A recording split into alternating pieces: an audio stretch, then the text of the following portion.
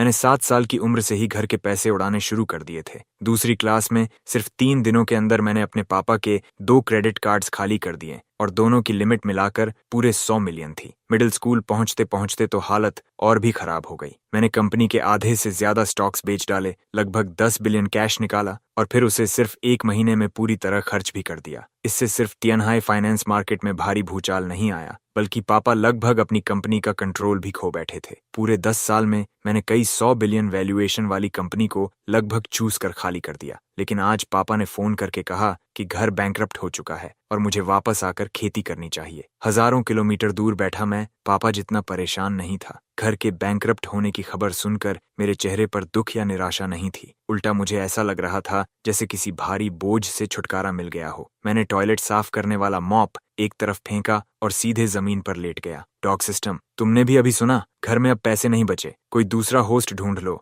इतने साल जो पैसा खर्च किया उसे कुत्ते को खाना खिलाना समझ लो। अरे नहीं होस्ट, सिस्टम तो लगभग पूरी तरह डेवलप हो चुका है, तुम बीच में कैसे छोड़ सकते हो? एक मैकेनिकल और थोड़ा चालाक इलेक्ट्रॉनिक आवाज मेरे दिमाग में गूंज उठी। उसकी आवाज सुनते ही मेरा गुस्सा फूट पड़ा। डेवलप मेरा सिर, मैंने तुम्हारे लिए आगे पीछे 10 बिलियन से ज्यादा खर्च कर दिए। अगर इतना पैसा सुअरों पर लगाता तो अब तक वो भी सोना देने लगते। और तुम दिन भर सिर्फ पैसे ठगने का काम करते हो। मैं अब नहीं करने वाला। इस तथाकथित स्ट्रॉन्गेस्ट मैन्युफैक्चरिंग सिस्टम को विकसित करने के लिए मैंने हर तरह से पैसे जुटाने की कोशिश की, यहाँ तक कि चाइना का नंबर 1 बिगड़ैल अमीर लड़का कहलाने का बदनाम टैग भी झेल लिया। लेकिन सच इससे बिल्कुल उल्टा था। लोग सोचते थे कि मैं आलीशान जिंदगी जीता हूँ, लेकिन असलियत में शायद मैं दुनिया का सबसे दुखी रिच सेकंड जनरेशन लड़का था। जब बाकी अमीर बच्चे स्पोर्ट्स कार्स चलाकर सुंदर लड़कियों के साथ घूम रहे थे, मैं अपनी लिविंग कॉस्ट के लिए पार्ट टाइम जॉब्स करता था। रोज सस्ता खाना खाता, पैसे बचाता और सिस्टम को खिलाता था। मगर 10 साल बीत गए और इस डॉग सिस्टम में सुधार का एक भी संकेत नहीं दिखा। अब मैं थक चुका था। खेल खत्म। तभी सिस्टम बोला, होस्ट, सच में बस आखिरी रकम बची है, सिर्फ 2.3 मिलियन और फिर सब पूरा हो जाएगा। मुझ पर भरोसा करो। इस डॉग सिस्टम ने मुझे पहले भी ना जाने कितनी बार बेवकूफ बनाया था। होस्ट, इस बार सच में आखिरी पेमेंट है, पैसे ट्रांसफर करो, सिस्टम तुरंत एक्टिवेट हो जाएगा। मैंने अकाउंट बैलेंस देखा। घर वापस जाने के किराए के बाद ठीक 2.3 मिलियन बचते थे। ये सिस्टम मुझे पूरी तरह निचोड़ देना चाहता था। मैंने दांत भींच कर कहा, अगर मैंने तुम्हें फिर पैसे दिए तो मैं कुत्ता हूँ। चाहे आयरन मैन सूट की डिजाइन मेरे सामने रख दो, मैं 1 रुपया नहीं दूंगा। मेरी आवाज में पूरी दृढ़ता थी, लेकिन अगले ही पल मेरा चेहरा बदल गया, क्योंकि मेरे दिमाग में सच में एक फ्यूचरिस्टिक बैटल सूट का ब्लूप्रिंट उभर आया। उस बेहतरीन मैकेनिकल आर्मर को देखकर मेरी धड़कन तेज हो गई। किसी आदमी के लिए ऐसी चीज का लालच ठुकराना आसान नहीं था। होस्ट, मैं सच बोल रहा हूँ, लेकिन तुम्हारी मौजूदा एबिलिटी से ये चीज बन नहीं सकती। तुम्हें मेरी मदद चाहिए, सिर्फ आखिरी 2.3 मिलियन और। मैंने गहरी सांस ली। नहीं, ये दुश्मन को फंसाने की चाल है, खुद को रोकना होगा। लेकिन आखिर मैं हार गया। ठीक है, ले लो। अगले ही सेकंड बैंक का मैसेज आया। मेरा अकाउंट फिर खाली हो चुका था। मैं खुद नहीं जानता था कि ये कितनीवीं बार था जब मैं फिर से गरीब बन गया था। मैंने उठकर धूल झाड़ी और आह भरी, इतनी बार ठगा गया हूँ, एक बार और सही। तभी अचानक मेरे सिर में भारीपन महसूस हुआ। फिर डींग की आवाज आई। उसके बाद लगातार मैकेनिकल अनाउंसमेंट सुनाई देने लगी। Strongest manufacturing system successfully loaded, host quality enhancement complete, newbie gift package delivered, store unlocked. मैं वहीं जम गया। इस बार ये सच था। डॉग सिस्टम ने पहली बार मुझे धोखा नहीं दिया था। जब मैंने कॉन्शियसनेस के अंदर झांका तो एक पैनल सामने था। Host, Guchen, manufacturing level 1, fame 0, wealth 20,000, appearance 88, math 61, physics 60, chemistry 60। अपने स्टैट्स देखकर मैं फट पड़ा। डॉग सिस्टम, ये एनहांसमेंट है, सारे सब्जेक्ट्स बस पासिंग मार्क्स के ऊपर हैं। सिस्टम बोला, होस्ट, ये लिमिट है। 60 पहले ही पृथ्वी के 99% लोगों से ज्यादा है। लेकिन मैं संतुष्ट नहीं था। नहीं, अपीयरेंस कम है, इसे बढ़ाओ वरना रिफंड दो। लंबी बार्गेनिंग के बाद मैंने अपना अपीयरेंस 92 तक पहुंचवा लिया। अब मैं इंसानी दुनिया में चमक सकता था। साथ ही मुझे सिस्टम का लॉजिक भी समझ आया। अगर मुझे बड़ी चीजें बनानी थीं, तो पहले मैन्युफैक्चरिंग लेवल बढ़ाना होगा। आखिर आयरन मैन आर्मर जैसी चीज लेवल 1 पर नहीं बन सकती थी। अच्छी चीजें खुद बनानी पड़ती हैं, सिस्टम मुफ्त में नहीं देता। लेवल बढ़ाने के 2 तरीके थे, फेम और वेल्थ। सीधी भाषा में कहूं तो नाम और पैसा। स्टोर की ब्लूप्रिंट्स और टूल्स भी इन्हीं से खरीदने थे। अब सबसे रोमांचक हिस्सा आया, न्यूबी गिफ्ट पैकेज। मैंने 10 साल इस सिस्टम को पाला था, तो गिफ्ट खराब नहीं होना चाहिए। लेकिन जब खोला तो अंदर सिर्फ एक मैथ सॉल्विंग कार्ड और एक मिनी ग्राफीन बैटरी डिजाइन थी। बस, कम से कम कोल्ड फ्यूजन बैटरी तो दे सकते थे। इस बार बार्गेनिंग भी काम नहीं आई। मजबूरी में यही स्वीकार करना पड़ा। वापस चाइना लौटने से पहले मैं स्कूल की लैबोरेटरी गया और ग्राफीन बैटरी का सैंपल तैयार कर लिया, क्योंकि वापस लौटने के बाद शायद मेरे पास ये बनाने की सुविधा ना हो। दुनिया बदलने वाला था। बूढ़ा आदमी बेहद अफसोस में था, जबकि प्रिंसिपल पूरी तरह कंफ्यूज्ड था। दूसरी तरफ प्लेन में बैठा मैं अचानक देखता हूँ कि मेरा फेम वैल्यू बढ़कर 340 हो गया था। फिर मुझे याद आया कि जब मैंने बैटरी सैंपल बनाया था तब शायद मैं ऑपरेशन रिकॉर्ड्स डिलीट करना भूल गया था। लगता है किसी ने उन्हें ढूंढ लिया, लेकिन मुझे ज्यादा फर्क नहीं पड़ा। उन रिकॉर्ड्स से फाइनल प्रोडक्ट बन ही नहीं सकता था, और बैटरी को असली इस्तेमाल में लाने के लिए स्पेशल कंडक्टिव इंटरफेस भी चाहिए था। इसीलिए मेरी बैटरी अब भी दुनिया में एकदम यूनिक थी। सोचकर कि फेम वैल्यू अभी किसी काम की नहीं है, मैंने सारी फेम सीधे मैन्युफैक्चरिंग लेवल बढ़ाने में लगा दी, क्योंकि डॉग सिस्टम ने बताया था कि अगर मैन्युफैक्चरिंग लेवल 2 तक नहीं पहुंचा तो लैंग्वेज के अलावा मेरी बाकी साइंटिफिक एबिलिटीज 60 से ऊपर नहीं जा सकती। मैथ का एक्स्ट्रा 1 पॉइंट भी मुझे इतने साल सिस्टम पालने के रिवॉर्ड में मिला था। ये सच में बहुत बड़ा स्कैम था, लेकिन जब मैंने 3000 एक्सपीरियंस रिक्वायरमेंट देखी तो दिल को थोड़ी राहत मिली। लेवल 2 मैन्युफैक्चरिंग शायद बहुत मुश्किल नहीं थी। मैंने पूछा, वेल्थ वैल्यू से अपग्रेड रेशियो क्या है? सिस्टम ने जवाब दिया, 10,000 युएन बराबर 1 एक्सपीरियंस पॉइंट। जैसा मैंने सोचा था वैसा ही हुआ। मुझे पता था ये डॉग सिस्टम हर वक्त मेरा पैसा ठगने की सोचता रहता है। मैंने मन ही मन कसम खाई कि आगे से सिर्फ फेम वैल्यू से अपग्रेड करूंगा, डॉग सिस्टम को एक पैसा नहीं कमाने दूंगा। एयरपोर्ट से बाहर निकलते ही मैंने अपने माता पिता को देखा, लेकिन उन्हें देखकर मैं अपनी जिंदगी पर शक करने लगा। महंगी कारें, चमकदार कपड़े और 7-8 बॉडीगार्ड से घिरे हुए थे। ये बैंक्रप्सी जैसा बिल्कुल नहीं लग रहा था। जैसे ही मैं पास गया, माही यूकी ने मुझे जोर से गले लगा लिया। बेटा, माफ करना, तुम्हें अकेले बाहर इतना समय बिताना पड़ा। देखो मेरा बेटा कितना दुख झेल कर आया है। मैंने पहले ही तुम्हारे पिता से कहा था कि महीने के 8 मिलियन बिल्कुल काफी नहीं है। गलती मेरी है, मुझे छुपकर तुम्हें पैसे भेजने चाहिए थे। बगल में खड़े गु गोजांग की आंखें फड़कने लगीं। उन्हें लग रहा था कि ये खर्चीली पत्नी कुछ बहुत बड़ी गड़बड़ करने वाली है। उन्होंने तुरंत कहा, तुम्हें अभी भी लगता है कि तुम्हारा बेटा कम पैसे उड़ाता है? मैं थोड़ा हिचकिचाया और पूछा, माँ, हमारा घर बैंकरप्ट नहीं हो गया? गु गोजांग बोलने ही वाले थे कि हे यूकी बीच में बोल पड़ी, तुम्हारे पापा की कंपनी गई है, लेकिन माँ के पास अभी भी पैसा है। अगर चाहिए तो बोलो, मैं तुम्हें ट्रांसफर कर दूंगी। ये सुनकर मेरा दिल बैठ गया। खत्म। डॉग सिस्टम ने ये सब जरूर सुन लिया होगा, और जैसे मेरी सोच सच साबित करनी हो, अगले ही पल डिंग की आवाज आई और सिस्टम पैनल पर नया मिशन खुल गया। एक मैन्युफैक्चरिंग मास्टर के पास अपनी कंपनी कैसे नहीं हो सकती? स्टार टेक्नोलॉजी के इकलौते वारिस होने के नाते उसे बचाना तुम्हारी जिम्मेदारी है। मिशन, स्टार टेक्नोलॉजी के सारे कर्ज चुकाओ, कंपनी को दोबारा शुरू करो और बिजनेस फिर चालू करो। Reward, 900 fame points, 1 charm point और स्टोर में एक फ्री लकी ड्रॉ।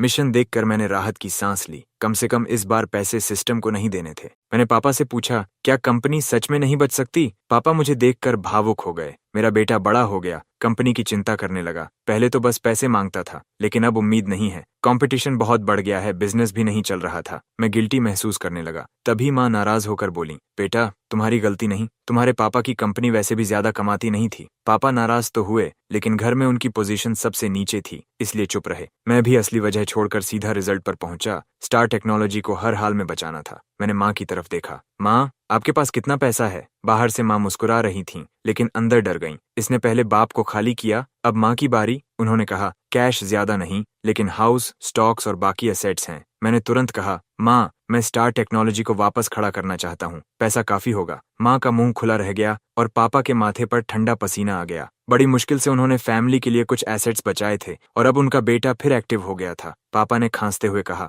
बेटा, कंपनी की चिंता मत करो, तुम अभी छोटे हो। मैं 2 दिन में नया स्कूल ढूंढ दूंगा, शांति से पढ़ाई करो। लेकिन मैं सुनने वाला नहीं था। माँ का हाथ पकड़कर बोला, माँ, ट्रस्ट करो, पैसे दे दो। अगर कंपनी गिरा सकता हूँ तो वापस खड़ा भी कर सकता हूँ। पापा की आंखों में अंधेरा छा गया। उन्हें लग रहा था ये बैंकरप्ट किंग कभी नहीं रुकेगा। माँ का फोन लेते ही मैंने एसेट्स चेक करना शुरू किया। फिर पूछा, पापा, कितना पैसा चाहिए? पापा का चेहरा बिल्कुल मरने जैसा हो गया। बोलने का मन ही नहीं था। माँ बोली, बेटा, परसों कोर्ट सील लगाने आने वाली है, इतने कम समय में कैश अरेंज नहीं होगा। पापा अचानक खुश हो गए। सही है, अब इसके पास पैसा उड़ाने का मौका नहीं। मैंने कहा, तो बैंक लोन? माँ अजीब एक्सप्रेशन देने लगी। पापा हंस पड़े। बेटा, तुम्हें लगता है बैंक हमें लोन देगा? बैंक हमारा सबसे बड़ा क्रेडिटर है, हमें तो पहले ही ब्लैकलिस्ट कर चुका है। मैं कैश जुटाने का तरीका सोच ही रहा था कि अचानक महसूस हुआ, अरे, ये रास्ता घर का नहीं है। मैंने पूछा, घर नहीं जा रहे? माँ बोली, आज सू युकिंग का 17th बर्थडे है, रात को उनके घर फ्री डिनर खाने जा रहे हैं। बैंक्रप्सी ने माँ को भी इकोनॉमिकल बना दिया था, लेकिन सू युकिंग का नाम सुनते ही मेरी आंखें फैल गईं। क्या वापस आते ही उस यंग मिस से मिलना पड़ेगा? पापा ने आह भरते हुए कहा। कितना अफसोस है। बड़ी मुश्किल से उसके पिता को शराब पिलाकर मैरिज कॉन्ट्रैक्ट लिया था, लेकिन खो गया। माँ ने भी दुखी होकर कहा, इतनी इंपॉर्टेंट चीज भी खो दी, कैसी बर्बादी है। यू किंग जैसी बहू हाथ से निकल गई। मैंने सिर नीचे कर लिया, क्योंकि वो कॉन्ट्रैक्ट खोया नहीं था, मैंने ही चुराया था। सिस्टम को पालने के लिए पैसे चाहिए थे, इसलिए मैंने वो मैरिज कॉन्ट्रैक्ट सू यू किंग को 50 मिलियन में बेच दिया था। शायद इतिहास की सबसे पागल डिवोर्स डील यही थी। और शुरुआत में उस लड़की को लगा था सू यू किंग को लगा था उसने फायदा कर लिया, लेकिन जितना सोचती गई उतना गुस्सा बढ़ता गया। अरे ये कौन सा लॉजिक हुआ, खुद घर आकर शादी तोड़ने आया, ऊपर से खुद ही 50 मिलियन देकर कॉन्ट्रैक्ट खरीदने को कह रहा है। ये तो सीधी बेइज्जती थी। बाद में वो मुझसे हिसाब मांगना चाहती थी, लेकिन मैं विदेश भाग गया और मामला वहीं खत्म हो गया।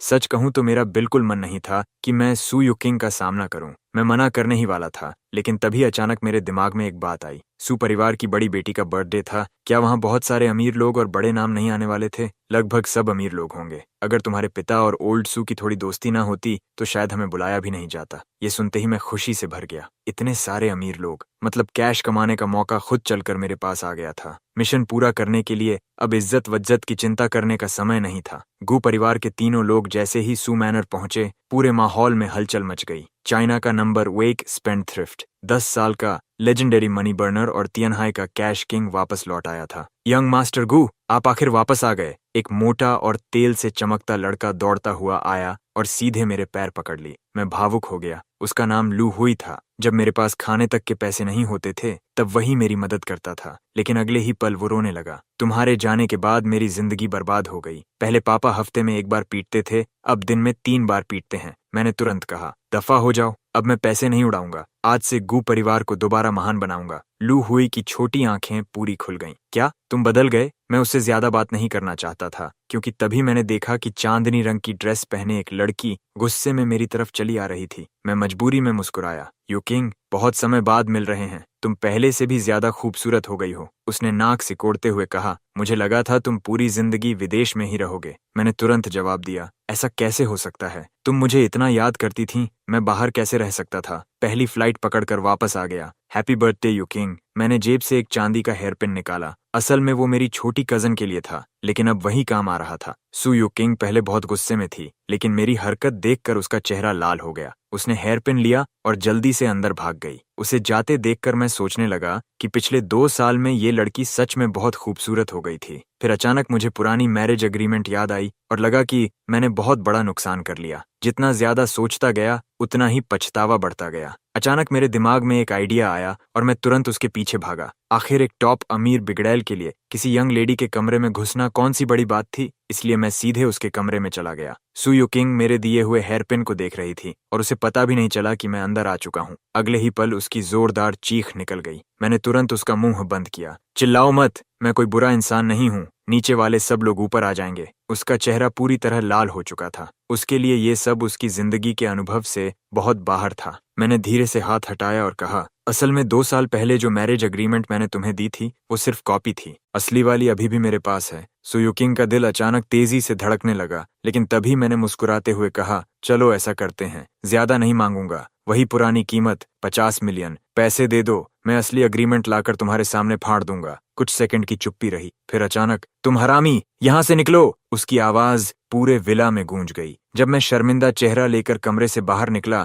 तो पूरा हॉल मुझे घूर रहा था। सबके चेहरे पर एक ही भाव था, जैसा उम्मीद थी। स्पेंडथ्रिफ्ट किंग की हिम्मत सच में अलग है। मैंने अंकल सू की तरफ देखा और कहा, अगर मैं कहूं कि हम सिर्फ बिजनेस की बात कर रहे थे तो क्या आप विश्वास करेंगे? अगले ही पल मुझे बस एक रेत की बोरी जितना बड़ा मुक्का अपनी तरफ आता दिखाई दिया और उसके बाद मेरी एक आंख पैंडा आई बन चुकी थी। क्या मैं सच में बदल गया हूं? तो फिर नंबर 1 स्पेंडथ्रिफ्ट तो मैं बन जाऊंगा। नीचे खड़ा लू हुई परेशान होकर सिर खुजलाने लगा। अभी अभी घर लौटते ही मुझे स्टार टेक्नोलॉजी के दिवालिया होने की खबर मिली थी और इससे मेरे दिल में गहरा अपराध बोध भर गया। स्टार टेक्नोलॉजी का इकलौता वारिस होने के नाते उसे बचाना मेरी जिम्मेदारी थी। वहां मौजूद सारे अमीर और बड़े लोग एक दूसरे का चेहरा देखने लगे। ये आखिर क्या तमाशा है? स्टार टेक्नोलॉजी को बचाना? ये मजाक कर रहा है क्या? सू यू किंग भी मुझे हैरानी से देख रही थी। उसे लग रहा था कि बात शायद वैसी नहीं थी जैसी उसने सोची थी, लेकिन उसके दिल में अचानक जो अजीब सी उदासी उठी थी वो आखिर क्यों थी। मैंने गहरी सांस लेकर कहा, इस बार मैं तुम सबकी सोच बदल दूंगा। पूरी दुनिया को बता दूंगा कि मैं कोई स्पेंडथ्रिफ्ट नहीं बल्कि एक असली जीनियस हूँ। इस बार मैं तुम सबकी सोच को चकनाचूर कर दूंगा। मेरी बात सुनकर सब लोग चुप हो गए। किसी को समझ नहीं आ रहा था कि यंग मास्टर गू आखिर स्टार टेक्नोलॉजी को कैसे बचाने वाला है। फिर मैंने कहा, बहुत आसान है, पहले सारे कर्ज चुका देंगे और फिर एक ऐसा प्रोजेक्ट शुरू करेंगे जो बहुत पैसा कमाएगा। हॉल में अचानक जोरदार हंसी गूंज उठी। बातें करना आसान है, लेकिन तुम्हारे पास पैसे हैं, प्रोजेक्ट कहाँ है? लेकिन मुझे उनकी हंसी से कोई फर्क नहीं पड़ा। मैं दुनिया की हंसी का आदी हूँ। मुझे पता है कि तुम लोग हमारे परिवार को पैसे उधार नहीं दोगे, इसलिए हम एक फेयर डील करेंगे। मैंने अभी हमारे परिवार की सारी संपत्ति देखी है, कुछ खाली जमीनें और प्रॉपर्टीज हैं। अब तुम लोग मार्केट प्राइस का सिर्फ 70% दो और उसी समय डील पूरी कर लो। सिर्फ कैश चाहिए। मेरी बात खत्म होते ही पूरा हॉल शांत हो गया। सब लोग आंखें फाड़कर मुझे देखने लगे। फिर अचानक कोई हंस पड़ा और अगले ही पल पूरा हॉल हंसी के समुद्र में बदल गया। सिर्फ लू हुई ही आंखों में आंसू लेकर मुझे देख रहा था। जैसी उम्मीद थी, मेरा भाई सच में महान है। बहुत सारे लोग गू गोजंग और हेयुकी की तरफ देखने लगे। दोनों इतने शर्मिंदा थे कि जमीन में गड़ जाना चाहते थे। अगर संभव होता तो शायद वो मुझे बेटा मानने से इनकार कर देते। मैंने फिर कहा, मेरे माता पिता को मत देखो, यहाँ सब मेरी मर्जी से हो रहा है। जल्दी फैसला करो। ये ऑफर सिर्फ अभी के लिए है। जमीन हमेशा सबसे कीमती होती है और घर हमेशा जरूरत होते हैं। लोगों की आंखों में लालच साफ दिख रहा था। मेरा दिल आखिर शांत हो गया। कैश मिल गया। स्टार टेक्नोलॉजी बच सकती है। सिर्फ आधे घंटे के अंदर मैंने गू परिवार की बची हुई सारी संपत्ति बेच दी और पूरे 3 बिलियन कैश इकट्ठा कर लिया। शायद अब ये रकम काफी थी। कंपनी अकाउंट की रकम देखकर गू गोजांग लगभग रोने वाले थे। तभी कोई शैंपेन लेकर आया। यंग मास्टर गू, आप तियानहाई शहर के सबसे बड़े दानी इंसान हैं। मैंने हंसते हुए एक घूंट पिया। अंकल बाय, आप बढ़ा चढ़ाकर बोल रहे हैं। मैं चैरिटी नहीं, बिजनेस कर रहा हूँ। बाय लियांग बड़ी मुश्किल से हंसी रोकते हुए बोला, समझ गया। यंग मास्टर गू देश और परिवार दोनों के लिए काम कर रहे हैं। आप एक महान इंसान हैं। मैं हंस पड़ा। जिंदगी में पहली बार किसी ने मुझे महान कहा है। अच्छा लग रहा है। फिर मैंने सबको याद दिलाया, वैसे स्टार टेक्नोलॉजी के शेयर्स खरीदने हैं तो जल्दी खरीद लो, बाद में मौका नहीं मिलेगा। बहुत सारे लोग हंसते हंसते पेट पकड़कर सुलुओं से विदा लेने लगे। अब और नहीं रुक सकते, नहीं तो इस स्पेंडथ्रिफ्ट की वजह से हंस हंस कर मर जाएंगे। जब लोग लगभग जा चुके थे और हमारा परिवार भी जाने वाला था, तभी सुयुकिंग अचानक मेरा हाथ पकड़कर मुझे कमरे में ले गई। वैसे भी ये पहली बार नहीं था। उसने धीरे से पूछा, क्या तुम्हें सच में पैसों की इतनी जरूरत है? मैंने सिर हिलाया। लगभग स्टार टेक्नोलॉजी की हालत बहुत खराब है, मुझे ये करना ही पड़ेगा। उसने चिंता से कहा, लेकिन मैंने पापा से सुना है कि समस्या सिर्फ पैसों की नहीं है। क्या ऐसा करने से कुछ होगा? मैंने मुस्कुराकर कहा, मुझ पर भरोसा करो, मैं स्टार टेक्नोलॉजी को पूरी इंसानियत की रोशनी बना दूंगा। सुयुकिंग ने प्यारा सा आई रोल किया। काफी देर झिझकने के बाद उसने बेड साइड ड्रॉर से एक ब्लैक कार्ड निकाली। ये पिछले 2 साल की मेरी पॉकेट मनी है, शायद 60 मिलियन से थोड़ी कम होगी। पासवर्ड मेरा बर्थडे है। मेरी आंखें चमक उठीं। मैंने बड़ी शर्म से कार्ड ले लिया। कितनी अच्छी लड़की है,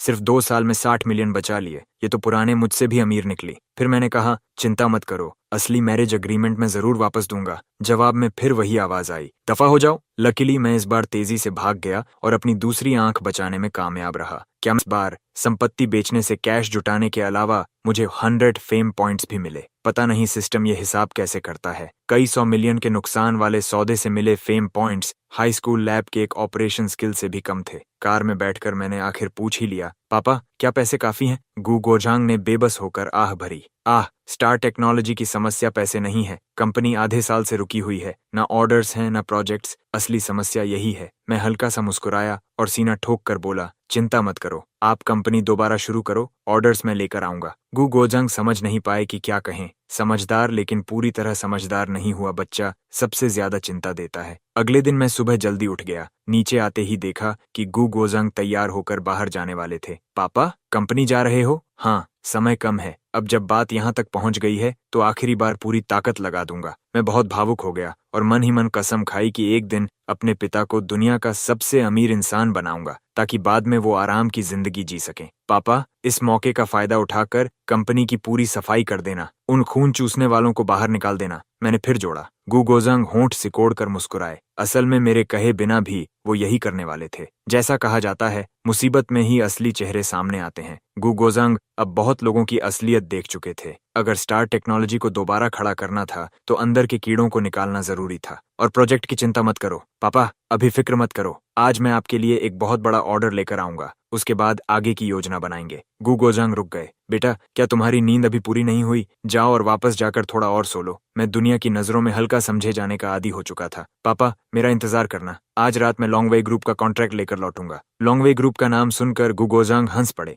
दुनिया की टॉप 100 कंपनी? तुम सच में बड़ी बड़ी बातें करने लगे हो। कंपनी पहुंचने तक गु गोजंग को अचानक याद आया कि आज तियानहाई में लॉन्गवे का टेंडर मीटिंग था। लगता था वो 2 मोबाइल फोन्स के असेंबली फैक्ट्री ढूंढ रहे थे, लेकिन मौजूदा स्टार टेक्नोलॉजी उस स्तर तक पहुंचती ही नहीं थी। उन्होंने सिर हिलाया और मेरी बात को दिमाग से निकाल दिया। दूसरी तरफ ब्रेकफास्ट खत्म करने के बाद मैं शेयर्ड बाइसिकल लेकर तियानहाई के रोंगवेई प्लाजा की तरफ निकल पड़ा। क्या करता, घर की सारी लग्जरी कार्स पिछली रात बिक चुकी थीं। आज टेंडर के अलावा हुआवे ग्रुप भी एक कार्यक्रम आयोजित करने वाला था। आज यहाँ एक लॉन्च इवेंट भी होने वाला था, इसलिए इस समय प्लाजा लोगों से भरा हुआ था। हर तरफ इंडस्ट्री के लोग और रिपोर्टर्स दिखाई दे रहे थे। सामने इंसानों के समुद्र जैसा नजारा देखकर मेरे अंदर जोश उमड़ पड़ा। एक असली आदमी को ऊंची चोटी पर खड़ा होकर दुनिया की रौनक देखनी चाहिए। मैं अभी अपने जोश में डूबा हुआ था कि तभी बगल से एक जानी पहचानी स्पोर्ट्स कार गुजरी। यंग मास्टर गु, आप यहाँ क्या कर रहे हो? आने वाला लू हुई था, और जो कार वो चला रहा था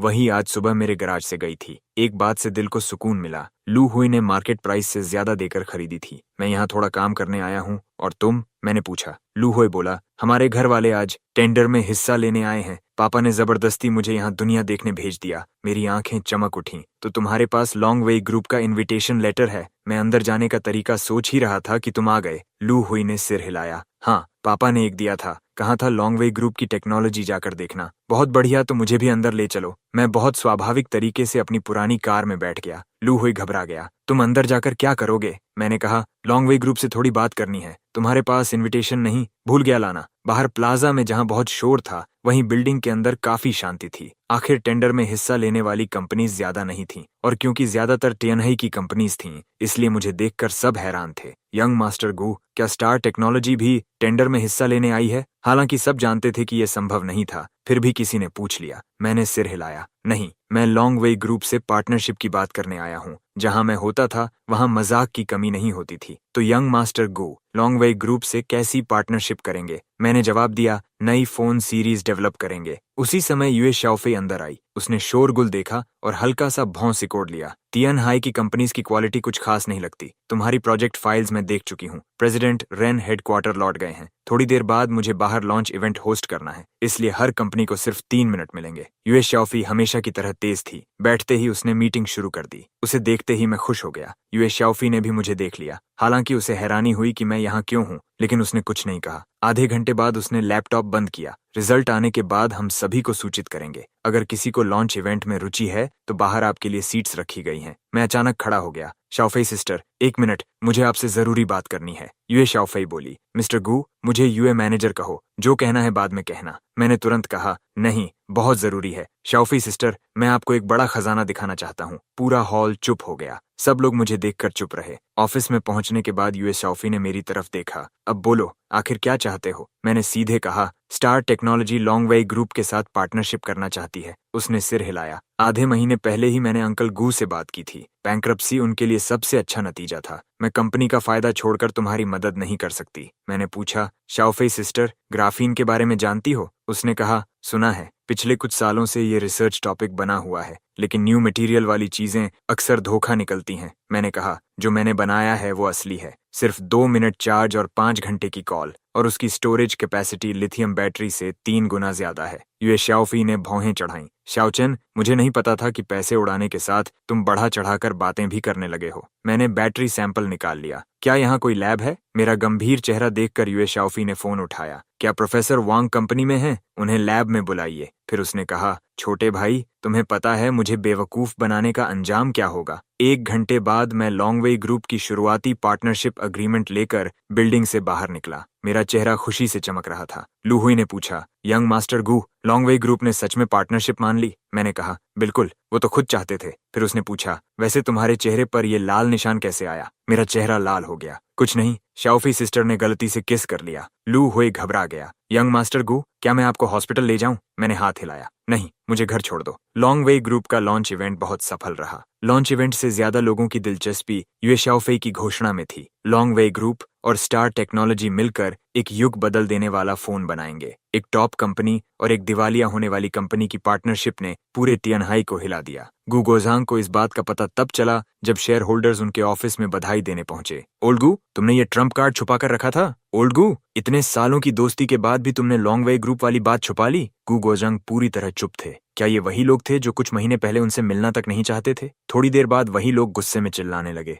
गु गोजांग, लॉन्ग वे ग्रुप से जुड़ गए तो क्या हुआ? उनकी कंडीशंस बहुत कठिन हैं। गु गोजांग ने कुछ नहीं कहा। घर पहुंचने पर उन्होंने देखा कि मैं लैपटॉप पकड़े कुछ कर रहा था। असल में मैं अपनी क्षमता जांच रहा था। सिस्टम कहता था कि 68 बेस पॉइंट्स ही जीनियस बनने के लिए काफी हैं, लेकिन मुझे खुद देखना था। मैंने खुद टेस्ट करने का फैसला किया। आज का काम भी अच्छे से हो गया था, इसलिए घर लौटते ही मैंने खुद को परखना शुरू कर दिया और नतीजों ने मुझे बेहद संतुष्ट कर दिया। मैंने मैथ, फिजिक्स और केमिस्ट्री की कई कंपटीशन लेवल प्रॉब्लम्स निकाली, लेकिन उन्हें हल करना मेरे लिए बिल्कुल आसान था। मुझे जरा भी कठिनाई महसूस नहीं हुई। लेकिन सबसे ज्यादा चौंकाने वाली चीज मेरी लैंग्वेज एबिलिटी थी। चाहे किसी भी जगह की भाषा या लिखावट हो, बस एक बार सुनते या देखते ही मैं उसे समझ सकता था। इतना जबरदस्त था। मैं सिर उठाकर जोर से हंस पड़ा। तो जीनियस होना इतना मजेदार एहसास होता है। तुम्हें क्या हो गया? गु गोजांग मुझे चिंता से देखने लगे। क्या तुम आज सच में लॉन्ग वे ग्रुप गए थे? कहीं उन्होंने तुम्हें परेशान तो नहीं किया? उन्हें देखते ही मैंने लैपटॉप बंद किया और शांत चेहरा बनाते हुए अपने नीचे से एक मुड़ा तुड़ा डॉक्यूमेंट निकाला।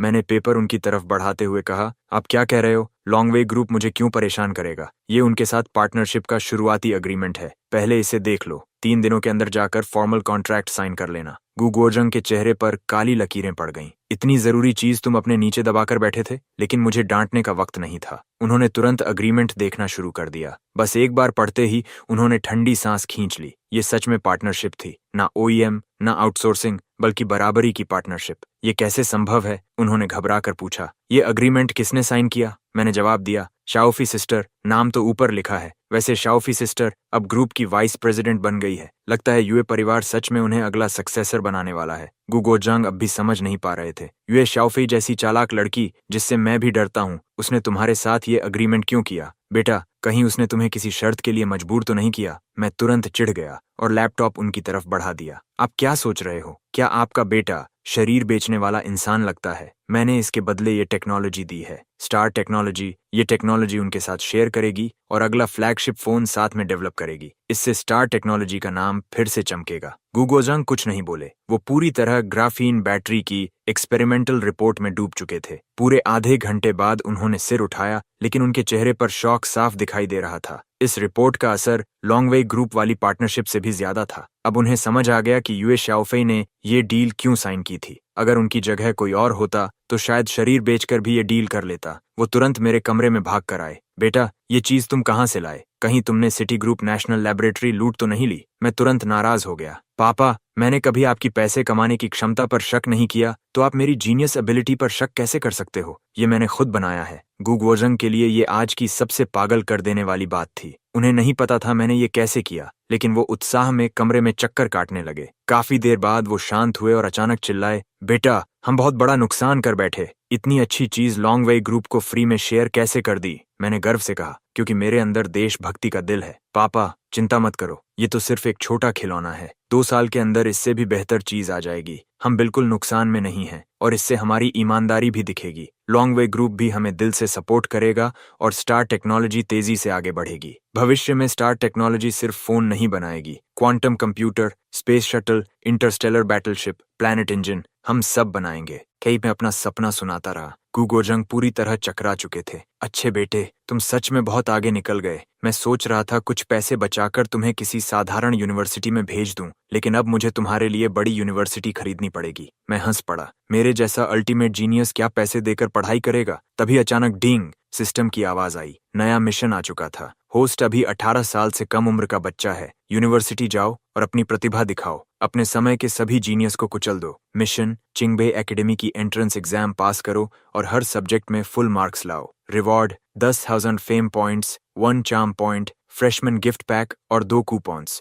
उधर गुगोजंग कुछ यूनिवर्सिटीज चुन रहे थे। तियानहाई फिनेंस यूनिवर्सिटी घर के पास थी लेकिन बहुत महंगी थी। क्योटो यूनिवर्सिटी दूर थी लेकिन कीमत ठीक थी। सीजिंग यूनिवर्सिटी भी अच्छी थी। तभी मैंने उन्हें रोक दिया। मैं चिंगबेई एकेडमी जाऊंगा। गुगोजंग एकदम जम गए। चिंगबेई एकेडमी चाइना की नंबर 1 और दुनिया की टॉप 20 यूनिवर्सिटी थी। वहां जाने वाले लोग असली जीनियस होते थे। हर साल लाखों लोग कोशिश करते लेकिन सिर्फ 500 लोग चुने जाते थे। अगर पहले वाली बात होती तो गुगोजंग मुझे तुरंत रोक देते, लेकिन अब हालात बदल चुके थे। मैं ग्राफीन बैटरी जैसी चीज निकाल चुका था। शायद जीनियस के लिए यह असंभव नहीं था। उनकी एक ही चिंता थी, इनविटेशन लेटर कहाँ से मिलेगा। उन्होंने सोचना शुरू किया कि शायद ग्राफीन बैटरी लेकर चिंगबेई के प्रोफेसर से बात करनी चाहिए। लेकिन तभी मैंने कहा, पापा शायद आपने गलत समझा। मैं चिंगबेई जाऊंगा और पूरी ईमानदारी से एग्जाम देकर जाऊंगा। गुगोजंग की आंखें फैल गईं। बेटा, तुम्हें पता है वो एग्जाम कितना कठिन होता है? हर सब्जेक्ट में टॉप होना पड़ता है। पापा जानते हैं कि तुम अभी बहुत अच्छे हो। केमिस्ट्री, इलेक्ट्रॉनिक्स, मटेरियल्स जैसी चीजों में तुम अच्छे हो सकते हो, लेकिन बाकी सब्जेक्ट्स का क्या?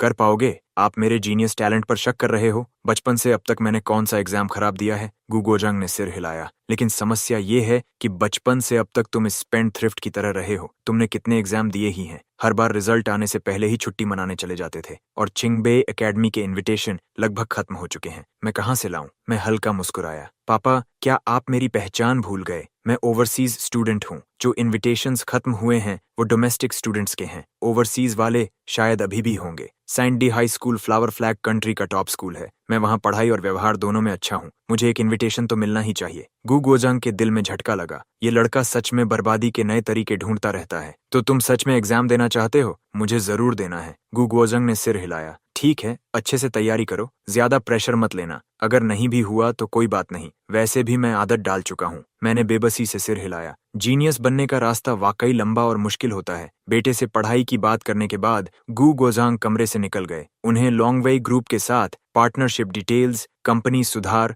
और कई काम देखने थे। इस दौरान वो बहुत व्यस्त हो गए, जबकि मैं काफी आराम में था। चिंगबेई के पुराने क्वेश्चन पेपर्स देखकर मुझे चैन मिला। बस इतने सवाल ये जीनियस चुनने के लिए हैं? अगले कुछ दिनों में मैं भी खाली नहीं बैठा। अपनी कंप्यूटर स्किल्स से मैं हैकर वर्ल्ड में अचानक मशहूर हो गया। अफसोस, मैंने असली नाम इस्तेमाल नहीं किया, इसलिए फेम पॉइंट्स नहीं मिले। लेकिन मैं ये फेम के लिए नहीं, पैसे कमाने के लिए कर रहा था। हालांकि मैंने फैसला कर लिया था कि सिस्टम अपग्रेड के लिए सिर्फ फेम इस्तेमाल करूंगा, लेकिन पॉकेट मनी तो कमानी ही थी। मैंने ब्लैक गोल्ड, एली और पेंगुइन जैसी इंटरनेट कंपनीज के लिए कुछ बड़े सिक्योरिटी लूपहोल्स ठीक किए और कुल 20 मिलियन कमीशन कमाया। साथ ही दोनों कंपनीज का हैकर कंसल्टेंट भी बन गया। कहना पड़ेगा, ये इंटरनेट जायंट सच में बहुत अमीर हैं, तभी तो इतने लोग कंप्यूटर सीखते हैं। हैकर वर्ल्ड में मेरी कहानी तेजी से फैल गई। सभी एक्सपर्ट्स मुझे आइडल मानने लगे और प्यार से डॉग गॉड बुलाने लगे। मैं हर दिन घर में कंप्यूटर के सामने बैठा रहता था, जिससे ही यूकी बहुत परेशान थी। न पैसे मांगता है, न बाहर जाता है, बस कंप्यूटर पकड़े रहता है। ये हमारा बेटा है भी या नहीं? लेकिन मैं समझाने में आलस करता था। दूसरी तरफ गुगोजंग इतने व्यस्त थे कि सोने का समय तक नहीं था। आखिरकार चिंगबेई एकेडमी एग्जाम का दिन आ गया। मैं 2 पेन्स लेकर शेयर्ड बाइसिकल पर बैठा और एग्जाम सेंटर की तरफ निकल पड़ा। अनाउंसमेंट के मुताबिक ओवरसीज स्टूडेंट्स समेत तियानहाई में सिर्फ 300 इनविटेशन दिए गए थे। लेकिन तियानहाई हाई स्कूल पहुंचते ही मैं चौंक गया। वहां तो इंसानों का समंदर था। 300 नहीं, 3000 से भी ज्यादा लोग थे। स्कूल में छुट्टी भी नहीं थी। तभी सड़क पर मुझे लूहोई मिला और उसने मेरी परेशानी दूर कर दी। यंग मास्टर गू, सुना था कि तुम चिंगबेई एग्जाम देने वाले हो, लेकिन यकीन नहीं था। तुम हमेशा बर्बादी के नए तरीके कैसे ढूंढ लेते हो? मैंने आसमान की तरफ देखते हुए आह भरी। 10 साल की बनी हुई इमेज इतनी जल्दी नहीं बदलती। मैंने पूछा, तो तुम भी एग्जाम देने आए हो? लूहुई ने सिर हिलाया। मैं इतना बहादुर नहीं हूँ, मैं तो यहाँ लक लेने आया हूँ। पापा ने कहा, यहाँ एग्जाम देने वाले सब एग्जाम गॉड्स हैं। अगर थोड़ा लक मिल गया तो अगले महीने कॉलेज एग्जाम में काम आ जाएगा। मैंने कहा, तुमने सच में अच्छी प्लानिंग की है, लेकिन यहाँ लक लेने वाले बहुत ज्यादा हैं। हम तो सिर्फ 300 लोग हैं, शायद तुम्हें हिस्सा ना मिले। लूहोई ने मुझे घूरा। यंग मास्टर गू, तुम काउंट नहीं होते। तुम्हें देखकर तो लगता है आज लक भी नहीं मिलेगा। फिर उसने पूछा, वैसे हमारे घर को लॉन्गवेई ग्रुप का कॉन्ट्रैक्ट मिल गया है। आगे स्टार टेक्नोलॉजी से काफी काम रहेगा। लेकिन एक बात बताओ, तुम लोगों ने लॉन्गवेई ग्रुप से कनेक्शन कैसे बनाया? मैंने तुरंत कहा, क्या मतलब कनेक्शन? वो खुद हमसे पार्टनरशिप करने आए थे। स्टार टेक्नोलॉजी की असली ताकत तुम्हारी सोच से भी ज्यादा है। लूहुई ने बिल्कुल विश्वास नहीं किया। फिर धीरे से बोला, यंग मास्टर गू, क्या वो रूमर सुना? सर्कल में सब कह रहे हैं कि यूए शाओफेई तुम्हें पसंद करती है। उसने 7 दिन और 7 रात तुम्हारे साथ बिताए, तभी लॉन्गवेई ग्रुप ने स्टार टेक्नोलॉजी को बचाया। मैं तुरंत गुस्से से फट पड़ा। कौन बेवकूफ ऐसी बातें फैला रहा है? क्या मैं ऐसा इंसान हूँ? मैं आत्मा बेच सकता हूँ लेकिन शरीर नहीं। लू हुई बोला, भाई मैं तुम पर भरोसा करता हूँ, लेकिन इतने दिन से तुम दिखे नहीं और मानना पड़ेगा तुम्हारा चेहरा रिच लेडीज को पसंद आने वाला है। सच में पहले ही मैं रिच विमेन फेवरेट लिस्ट में ऊपर रहता था, अब सिस्टम ने चार्म बढ़ा दिया था तो हालत और खतरनाक हो गई थी। यहाँ तक कि लू हुई को भी मैं हैंडसम लगने लगा था। मैं रोने जैसा हो गया। मैं घर में पैसे कमा रहा था। लू हुई ने दुखी होकर मेरे कंधे पर हाथ रखा। मैं समझता हूँ भाई, तुमने बहुत मेहनत की है, मुझे भी अब पैसे बर्बाद करने में लिमिट रखनी चाहिए। दफा हो। मैंने उस मोटे को लात मार दी और स्कूल के अंदर एग्जाम हॉल ढूंढने चला गया। वहां मुझे एक और पहचान वाली लड़की मिली, सू यू किंग। वो मेरी तरह आखिरी समय में इनविटेशन लेने वाली नहीं थी। वो हमेशा टॉप स्टूडेंट रही थी, वही जिसे लोग दूसरों का बच्चा कहते हैं। मुझे देखकर पहले वो खुश हुई, फिर गुस्सा, फिर उदास और आखिर में आह भर दी। लेकिन मुझे उसके मन की बातें नहीं पता थीं। मैं हंसकर बोला, यू किंग, तैयारी कैसी है? तुम्हारी क्षमता से तो कोई दिक्कत नहीं होगी। 6 साल बाद लगता है हम फिर क्लासमेट्स बनेंगे। चिंता मत करो। बचपन में मैं तुम्हें तंग करता था, लेकिन यूनिवर्सिटी में मैं तुम्हारी रक्षा करूंगा। सू यू किंग को खुद नहीं पता था कि वो किस बात पर नाराज थी, मेरी बेवकूफ़ी पर, मेरे मजाक पर या उन रूमर्स पर। उसने गुस्से में पैर पटका और एग्जाम हॉल में चली गई। जाते जाते बस एक बात बोली, अच्छे से एग्जाम देना, कम से कम अगले महीने वाले एग्जाम की प्रैक्टिस समझ लेना। चिंगबे के बाद अगला एग्जाम सामान्य स्टूडेंट्स का था। इतनी हल्के में ले रही हो? यूनिवर्सिटी में अगर कोई सवाल नहीं आया तो रोते हुए मेरे पास मत आना। उस समय अगर 10-80 मिलियन नहीं दोगी तो मैं तुम्हें माफ नहीं करूंगा। गुचेन, जरा सीरियस हो जाओ, ठीक है? अगले हफ्ते यूनिफाइड एग्जाम है। क्या तुम्हें यान्डू जाकर पढ़ना नहीं है? मुझे फिर सिर्फ खुद को देखते हुए और पढ़ाई पर ध्यान न देते देख सुयुकिंग फिर गुस्से से भर गई। लड़के हमेशा इतने नासमझ क्यों होते हैं? अगर तुम भविष्य में भी मुझे ऐसे ही देखते रहना चाहते हो तो अभी मेहनत करो, नहीं तो हम आगे साथ कैसे रहेंगे? मैंने मुंह के कोने की लार पोंछी। मैं बहुत सीरियस हूँ युकिंग, तुम बहुत सुंदर हो। मैं बस थोड़ी देर के लिए ध्यान भटका बैठा था। सो युकिंग पूरी तरह बेबस हो गई। इस बेवकूफ का क्या करूं? अगर तुम यान्डू की यूनिवर्सिटी में एडमिट नहीं हुए तो मैं तुमसे बात नहीं करूंगी। बाद में हम बहुत लंबे समय तक मिल भी नहीं पाएंगे। मैंने उसका हाथ पकड़ लिया। चिंता मत करो, कल चिंगबेई रिजल्ट आने वाला है ना, तब तुम्हें पता चल जाएगा। मैं जरूर तुम्हारे साथ चिंगबेई जाऊंगा। वैसे मुझे कौन सा मेजर लेना चाहिए? क्यों ना तुम्हारे साथ मेडिकल कॉलेज में आ जाऊं, इससे मैं तुम्हारी रक्षा भी कर पाऊंगा। कहीं कोई बेवकूफ तुम्हारे पीछे ना पड़ जाए। सू युकिंग गुस्से से बोली, गुचेन, मैंने तुमसे कहा ना, सपने देखना बंद करो और रियलिटी में आओ। धत, गुस्से में भी इतनी सुंदर कैसे लगती है? भगवान सू युचिंग पर सच में बहुत मेहरबान है। इसी बीच जब ये छोटा कपल तनाव में पढ़ाई कर रहा था, इंटरनेट पर चिंगबे फोरम रिजल्ट को लेकर पागल हुआ पड़ा था। एग्जाम खत्म होने के बाद भी उसकी चर्चा खत्म नहीं हुई थी, क्योंकि इस बार के सवालों को इतिहास का सबसे कठिन पेपर कहा जा रहा था। चिंगबे के सीनियर स्टूडेंट्स तक उसे समय पर खत्म नहीं कर पाए थे। बहुत लोग अनुमान लगा रहे थे कि इस बार जो पास भी हो जाएगा वो चिंगबे में जा सकता है। पिछले सालों में 70% से ज्यादा लाना पड़ता था, क्योंकि एग्जाम देने वाले सब टॉप स्टूडेंट्स होते थे। लेकिन इस बार 70% स्कोर टॉप 100 में पहुंचा सकता था। 80% वाले सेंट कैंडिडेट बन सकते थे और 90% लोगों को लगता था इस साल कोई नहीं ला सकता। फोरम एडमिन ने सीधे पोस्ट कर दिया, इस साल का सेंट चिंगबे के इतिहास का सबसे मूल्यवान सेंट होगा। इस वजह से पूरे देश की नजर इस साल के सेंट पर टिक गई थी। जिन प्रतिभाशाली स्टूडेंट्स को पहले सेंट बनने का दावेदार माना जा रहा था, उन्हें लगातार मीडिया परेशान कर रहा था। बस एक अफसोस था, कोई भी सू युकिंग को नहीं ढूंढ पाया। तियानहाई के मीडिया को क्या पता था कि जिसे वो ढूंढ रहे हैं वो हर दिन मुझे पढ़ाने आती थी। अरे, तियानहाई में कोई स्टूडेंट नहीं था जिसने एग्जाम जल्दी खत्म करके कहा था कि पेपर आसान था और फुल मार्क्स आएंगे। वो सेंट नहीं हो सकता। नीचे किसी ने जवाब दिया, भाई ज्यादा मत पियो, वो तियानहाई का मशहूर स्पेंडथ्रिफ्ट है, पढ़ाई से उसका कोई लेना देना नहीं, इनविटेशन भी पैसे देकर खरीदा है। सेंट? मजाक मत करो। इंटरनेट पर बहस चल रही थी, लेकिन मेरी तरफ सब शांत था। इतनी साफ चीज में चर्चा कैसी? मैंने तो चीट कार्ड से एग्जाम दिया था। अगर इसके बाद भी सेंट नहीं बना तो सिस्टम की मेहनत बेकार जाती। आज सू युकिंग रिजल्ट देखने वाली थी, इसलिए उसने मुझे छुट्टी दे दी थी ताकि मैं आराम से सो सकूं। सोच रहा था मेरा नाम देखकर उसका चेहरा कैसा होगा। डिंग, बधाई हो होस्ट, मेन मिशन पूरा हुआ। फुल मार्क्स के साथ चिंगबे एकेडमी में एडमिशन सफल रहा। रिवॉर्ड जारी किया जा चुका है। चाइना की नंबर 1 एकेडमी में प्रवेश करके अपनी नई लेजेंड शुरू करो। मैं सिस्टम की आवाज से जाग गया। मेन इंटरफेस खोला।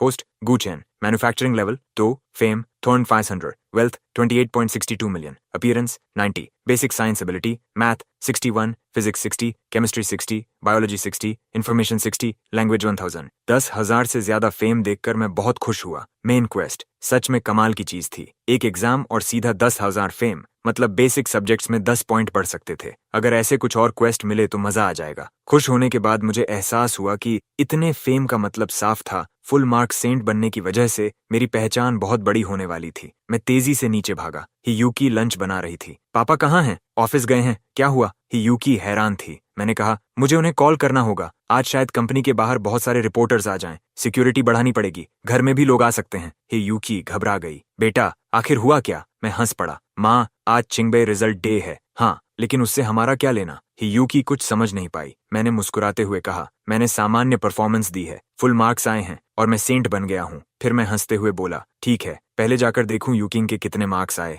मैं फिर ऊपर भाग गया और हे यूकी वहीं खड़ी रह गई। उसका बेटा गुचेन चिंगबे का फुल मार्क्स सेंट, ये कैसा मजाक था। दूसरी तरफ सू यूचिंग के घर में वो भी भूत देखने जैसा चेहरा लेकर रिजल्ट लिस्ट को घूर रही थी। ये कैसे संभव है? क्या मेरी आंखें खराब हो गईं या चिंगबे का सिस्टम खराब हो गया? फुल मार्क्स पेपर कई बार जांचे जाते थे, यहाँ तक कि सीसीटीवी भी देखी जाती थी। गलती की कोई संभावना नहीं थी। दूसरी तरफ लिन परिवार में लिन चुरन जमीन पर बैठी थी। उसे मेरे साथ की शर्त याद आ गई। उसका चेहरा सफेद पड़ गया। खत्म। अब मुझे सच में उससे कन्फेस करना पड़ेगा। क्या मैं अपनी बेस्ट फ्रेंड का आदमी छीनने वाली बुरी औरत बन जाऊंगी? गुचेन सच में बहुत बड़ा कमीना है। उधर गु गोजांग मीटिंग रूम में बैठे थे और मेरी बनाई पेटेंट मैनेजमेंट कंपनी की योजना पर चर्चा कर रहे थे। तभी कोई भागता हुआ आया। प्रेसिडेंट गु, कंपनी के बाहर बहुत सारे मीडिया आ गए हैं। तिनहाई टीवी भी आया है। लॉबी भर चुकी है। सब आपको इंटरव्यू करना चाहते हैं। एक्सक्लूसिव इंटरव्यू तक मांग रहे हैं। गु गोजंग चौंक गए। फिर अचानक उनका चेहरा बदल गया। कहीं ग्राफीन बैटरी की बात लीक तो नहीं हो गई? लेकिन अभी तो सिक्योरिटी टेस्टिंग चल रही है। लॉन्गवे खुद से बात बाहर नहीं करेगा ना? अब नीचे के रिपोर्टर्स जाने का नाम नहीं ले रहे थे। वो सिर्फ एक बात कह रहे थे,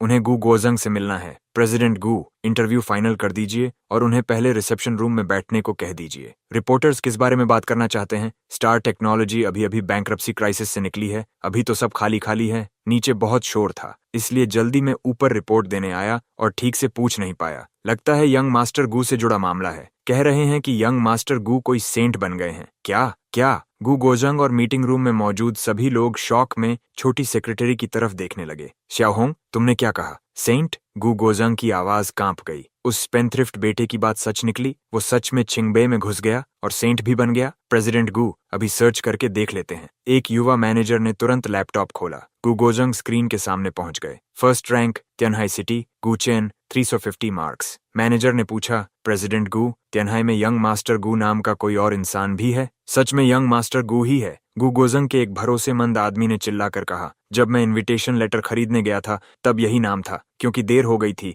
इसलिए एग्जाम नंबर भी पीछे मिला था। गु गोजंग सिर उठाकर जोर से हंस पड़े। हा हा हा, मुझे पता था गुचेन मुझे निराश नहीं करेगा। चिंगबे ही तो है, आराम से जीत लिया। बधाई हो, यंग मास्टर गु सेंट बन गए। उनका भविष्य असीमित है। कांग्रेचुलेशंस प्रेसिडेंट गु। यंग मास्टर गु ने परिवार का नाम रोशन कर दिया। प्रेसिडेंट गु, कुछ सेलिब्रेशन होना चाहिए। गु गोजांग बेहद खुश थे। बिल्कुल सेलिब्रेशन होगा। शाओहोंग, अनाउंसमेंट कर दो। मेरे बेटे के चिंगबे में एडमिट होने की खुशी में स्टार टेक्नोलॉजी के सभी एम्प्लॉयज को 3 दिन की छुट्टी और डबल सैलरी मिलेगी और इस महीने परफॉर्मेंस बोनस में 20% एक्स्ट्रा। शाओहोंग खुशी से उछल पड़ी। प्रेसिडेंट गु अमर रहें। लॉन्गवे प्रोजेक्ट टीम वाले लोग जलन से देख रहे थे, लेकिन स्टार टेक्नोलॉजी के एम्प्लॉयज जानते थे कि वो हाल के दिनों में कितने व्यस्त थे। अब 3 दिन की छुट्टी उनके लिए सूखे में बारिश जैसी थी। प्रेसिडेंट गु, लॉन्गवे प्रोजेक्ट बहुत जरूरी है। 3 दिन की छुट्टी ज्यादा नहीं हो जाएगी? गु गोजंग ने हाथ हिलाया। कोई बात नहीं, मैं यूए शाओफी से खुद बात कर लूंगा। जब यूए परिवार को पता चलेगा कि मेरा बेटा चिंगबे में घुस गया तो उनके चेहरे देखने लायक होंगे। गु परिवार और यूए परिवार की पहचान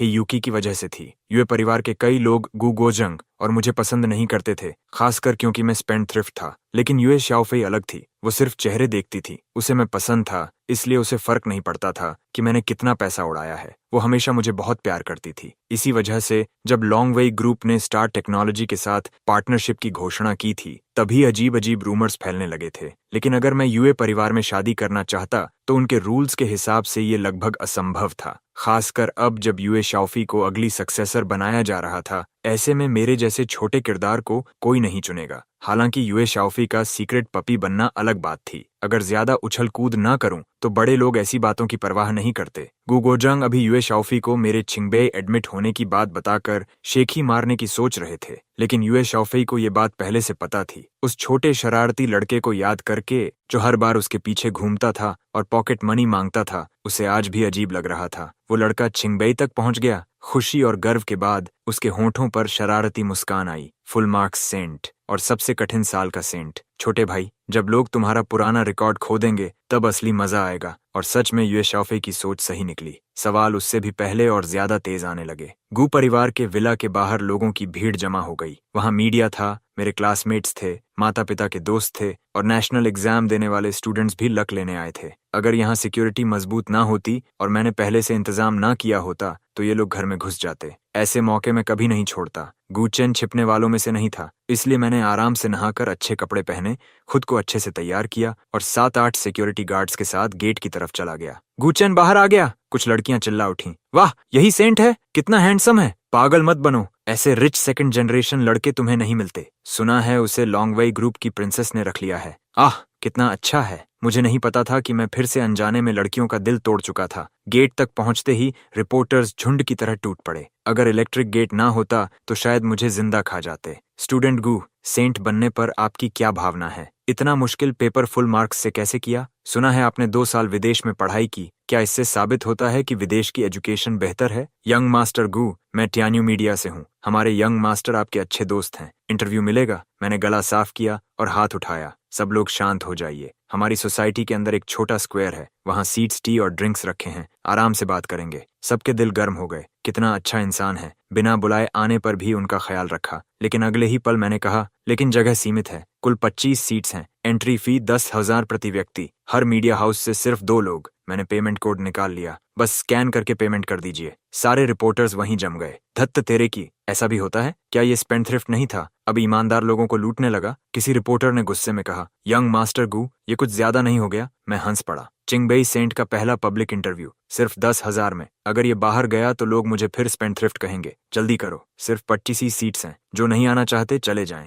एक सेल्फ मीडिया वाला रिपोर्टर गुस्से में बोला। धत्त, एक रिच सेकंड जनरेशन ऐसे पैसे बना रहा है, बहुत ज्यादा हो गया। चलो यहाँ से, मैं खुद कहानी बना लूंगा, मुझे कोई फर्क नहीं पड़ा। मैं मुस्कुराया और बोला, बिल्कुल, आप ऑनलाइन कुछ भी लिख सकते हो। अभी मैं कुछ नहीं कर सकता, लेकिन फेक चीजें थोड़े समय की ट्रैफिक देती हैं। अगर इस इंडस्ट्री में लंबे समय तक रहना है तो थोड़ा जमीर भी रखना पड़ता है। सही कहा ना? नकली चीज असली चीज की बराबरी कैसे कर सकती है? फिर से याद दिला रहा हूँ, ये चिंगबेई सेंट का पहला पब्लिक ग्रुप इंटरव्यू है। अगर मौका चूक गए तो दोबारा कभी नहीं मिलेगा। कुछ बड़ी मीडिया कंपनीज मेरी बात समझ गईं। उन्होंने तुरंत अपने बॉस को बजट के लिए कॉल करना शुरू कर दिया। कुछ ने तो पहले खुद पैसे दिए और सीधे क्यूआर कोड स्कैन कर दिया। एक बड़ा आदमी आगे आकर क्यूआर कोड स्कैन करने लगा। ये देखकर मेरा दिल धड़क गया। धत्त, पहले मार्केट प्राइस पता कर लेना चाहिए था। लगता है डील में घाटा हो गया। जब सभी को एहसास हुआ कि 25 सीट्स कम पड़ जाएंगी तो अचानक छीना झपट्टी शुरू हो गई। चिंगबेई के इतिहास के सबसे कठिन एग्जाम का सेंट, तियानहाई का पहला सेंट और उसका पहला पब्लिक इंटरव्यू। अगर ये मौका निकल गया तो दोबारा खरीद कर भी नहीं मिलेगा। मेरा दिल दर्द से भर गया। नहीं, प्राइस बहुत कम रख दी, बढ़ानी पड़ेगी। अच्छी बात ये थी कि गू चेन की स्किन बहुत मोटी थी। मैंने तुरंत कहा, आप सबका इतना उत्साह देखकर मैं बहुत खुश हूँ। चलो, एक और बोनस देता हूँ, सिर्फ 20,000 एक्स्ट्रा दो और इंटरव्यू की लाइव स्ट्रीमिंग की परमिशन भी मिलेगी। इससे सबसे प्योर ट्रैफिक भी मिलेगा। भीड़ एकदम जम गई। क्या 10,000 देने के बाद भी लाइव नहीं कर सकते? तुम बहुत चालाक हो। लेकिन मेरी अचानक प्राइस बढ़ाने की चाल के सामने कोई कुछ नहीं कर सकता था। क्या वो छुपकर लिव करेंगे? मेरे बगल वाले सिक्योरिटी गार्ड्स क्या सिर्फ सजावट थे? अकाउंट में कुछ लाख और जुड़ गए तो मैं संतुष्ट हो गया। आखिर मच्छर का मांस भी मांस होता है। सिस्टम मिलने के दिन से मैंने तय कर लिया था कि मेरी जिंदगी फेम और वेल्थ के पीछे ही जाएगी, क्योंकि उस डॉग सिस्टम को बस यही 2 चीजें समझ आती थीं। जब हम छोटे स्क्वायर पहुंचे तो रिपोर्टर्स के चेहरे और काले हो गए। चेयर्स की जगह प्लास्टिक स्टूल्स थे और ड्रिंक्स के नाम पर सिर्फ मिनरल वाटर और बड़ी टी बकेट रखी थी। धत्त, इसकी कॉस्ट 500 भी नहीं होगी। लेकिन मैंने किसी की परवाह नहीं की। माइक्रोफोन हाथ में लिया, सन अम्ब्रेला के नीचे सोफा पर बैठ गया और बोला, मुझे लगता है कोई ज्यादा टाइम बर्बाद नहीं करना चाहता। हर मीडिया हाउस सिर्फ 1 क्वेश्चन पूछेगा। रिपीट क्वेश्चंस मत करना। कोशिश करेंगे आधे घंटे में खत्म हो जाए। सबके चेहरे बिगड़ गए। ये बहुत बड़ा हरामी है। 30,000 एक क्वेश्चन और ऊपर से खुद डिस्कशन भी करना पड़ेगा। रिपोर्टर्स ने तय किया कि अब बेकार सवाल नहीं पूछेंगे, जैसे फीलिंग कैसी है, एग्जाम की तैयारी कैसे की, जूनियर्स को क्या एडवाइस दोगे, या यूनिवर्सिटी में कौन सा मेजर लोगे। 30,000 देकर अगर मसालेदार सवाल नहीं पूछे तो घाटा हो जाएगा। टाइम पूरा होते ही एक लाल चेहरे वाली रिपोर्टर खड़ी हुई। स्टूडेंट गू चेन, मेरी जानकारी के मुताबिक मिडिल स्कूल से हाई स्कूल तक तुम्हारे मार्क्स साधारण थे। अब तुम सेंट बन गए और फुल मार्क्स भी आए। क्या तुमने कोई गलत तरीका अपनाया? मैं हंस पड़ा। इतनी जल्दी? नहीं। सब लोग हैरान रह गए। बस जवाब खत्म? तुम थोड़ा एक्सप्लेन नहीं करोगे? मैंने शांत होकर कहा। स्टूडेंट गुचेन, मैंने आपका सवाल जवाब दे दिया। अगला क्वेश्चन। एक दाढ़ी वाला रिपोर्टर खड़ा हुआ। लॉन्गवे ग्रुप और चिंगबे के बीच हमेशा गहरा रिश्ता रहा है।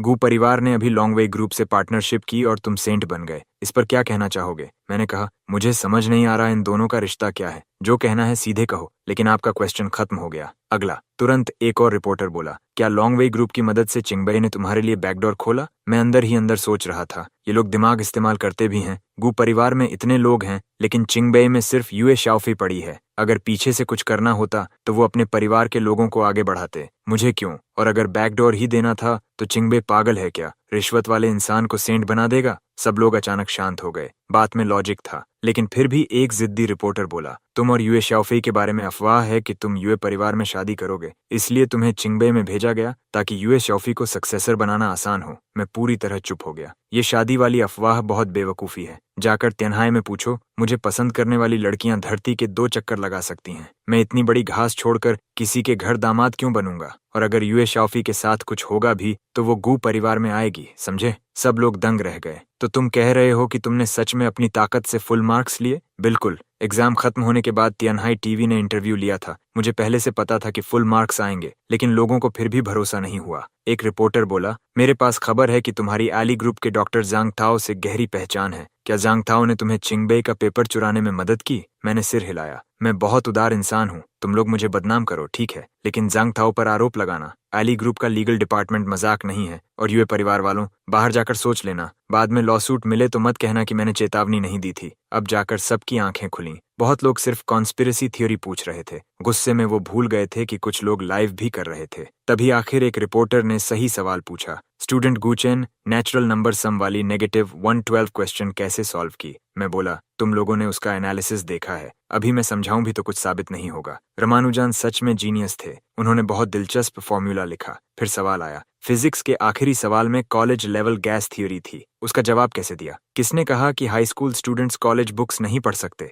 फिर किसी ने पूछा, अगर तुम इतने टैलेंट वाले हो तो हाई स्कूल के लिए फ्लावर फ्लैग कंट्री क्यों गए? क्या तुम्हारी अचीवमेंट विदेशी एजुकेशन की वजह से है? क्या इस साल का सेंट फ्लावर फ्लैग कंट्री का सेंट है, असली चाइना का नहीं? मैं उस रिपोर्टर पर अंदर से हंस पड़ा, लेकिन मुस्कुराते हुए बोला, फुल मार्क्स इसलिए आए क्योंकि मैं गुचेन हूँ। इसका एजुकेशन से कोई लेना देना नहीं। मैं तियानहाई में पढ़कर भी फुल मार्क्स लाता। विदेश जाना एक पर्सनल रीजन था। क्या वो रीजन बता सकते हो? किसी ने तुरंत पूछा। मैंने मुस्कुराकर कहा, मुझे अपना प्राइवेट लाइफ शेयर करने में दिक्कत नहीं। मैं एक लड़की से प्यार करने लगा था, और तुम जानते ही हो कि लड़कियां मुझे कितना पसंद करती हैं। मुझे डर था कहीं वो भी मुझसे प्यार ना करने लगे। रिलेशनशिप पढ़ाई को प्रभावित कर सकती थी, पढ़ाई पर असर ना पड़े, इसलिए उसे परेशान न करने के लिए मैं मजबूरी में चला गया। मैं बस उसे एक शांत माहौल देना चाहता था, तभी हमारा भविष्य बेहतर हो सकता था। क्या बता सकते हो वो लड़की कौन है? क्या वो अगले हफ्ते यूनिफाइड एग्जाम दे रही है, या वो भी चिंगबे में पहुंच गई? माफ कीजिए, आपका सवाल लिमिट से ज्यादा हो गया। अगला। ग्रुप इंटरव्यू खत्म हुआ और मैं आराम से घर लौट गया, जबकि सारे मीडिया वाले सिक्योरिटी गार्ड्स के साथ सोसाइटी से बाहर निकाले गए। लेकिन इसका मतलब उनका काम खत्म होना नहीं था,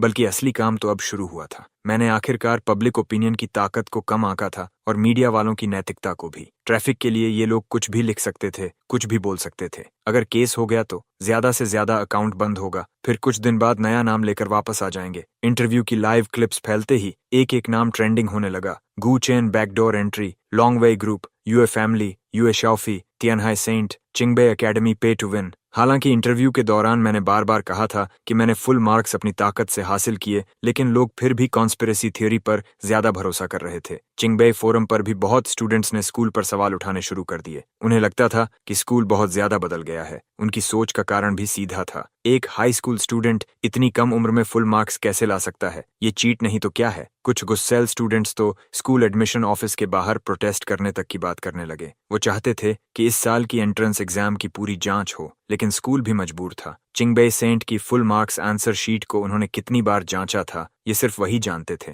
अगर सच में कोई शक होता तो स्कूल रिजल्ट घोषित ही क्यों करता? लेकिन चिंगबे का ऑफिशियल क्लैरिफिकेशन लोगों के शक में दब गया। फुल मार्क्स की कॉपी ही इतनी असंभव थी। जब इंसानों के सामने कुछ असंभव होता है तो वो खुद को सुकून देने के लिए बहाने ढूंढते हैं। यूए शाओफी को भी ऑनलाइन फैल रही बातें पता चल गई थीं। लीगल डिपार्टमेंट ने पूछा कि क्या कोई एक्शन लिया जाए, लेकिन यूए शाओफी ने सिर्फ इतना कहा, थोड़ा और उड़ने दो। मौजूदा हालात में सफाई देने से कोई फायदा नहीं था। चिंगबे पहले ही नोटिस जारी कर चुका था, इसलिए लॉन्गवे को ज्यादा कुछ कहने की जरूरत नहीं थी। छोटे भाई, अब पूरी दुनिया तुम पर शक कर रही है, अब क्या करोगे? युए शाओफी को लगता था कि मैं छिपने वालों में से नहीं हूं, और जो कुछ हुआ उसमें मीडिया के सामने मेरी पिछली बड़ी बड़ी बातें भी कम जिम्मेदार नहीं थीं। सू यू किंग इन दिनों मुझसे मिलने भी नहीं आई। मेरे विला के बाहर रिपोर्टर्स और पापारात्सी भरे हुए थे। उसने मेरा ग्रुप इंटरव्यू भी देखा था। वो समझ गई थी कि विदेश जाने के पीछे जिस लड़की की बात मैंने की थी वो वही थी, लेकिन अभी वो मेरी हीरोइन बनने के लिए तैयार नहीं थी, इसलिए वो नहीं चाहती थी कि कोई रिपोर्टर कुछ पकड़ ले।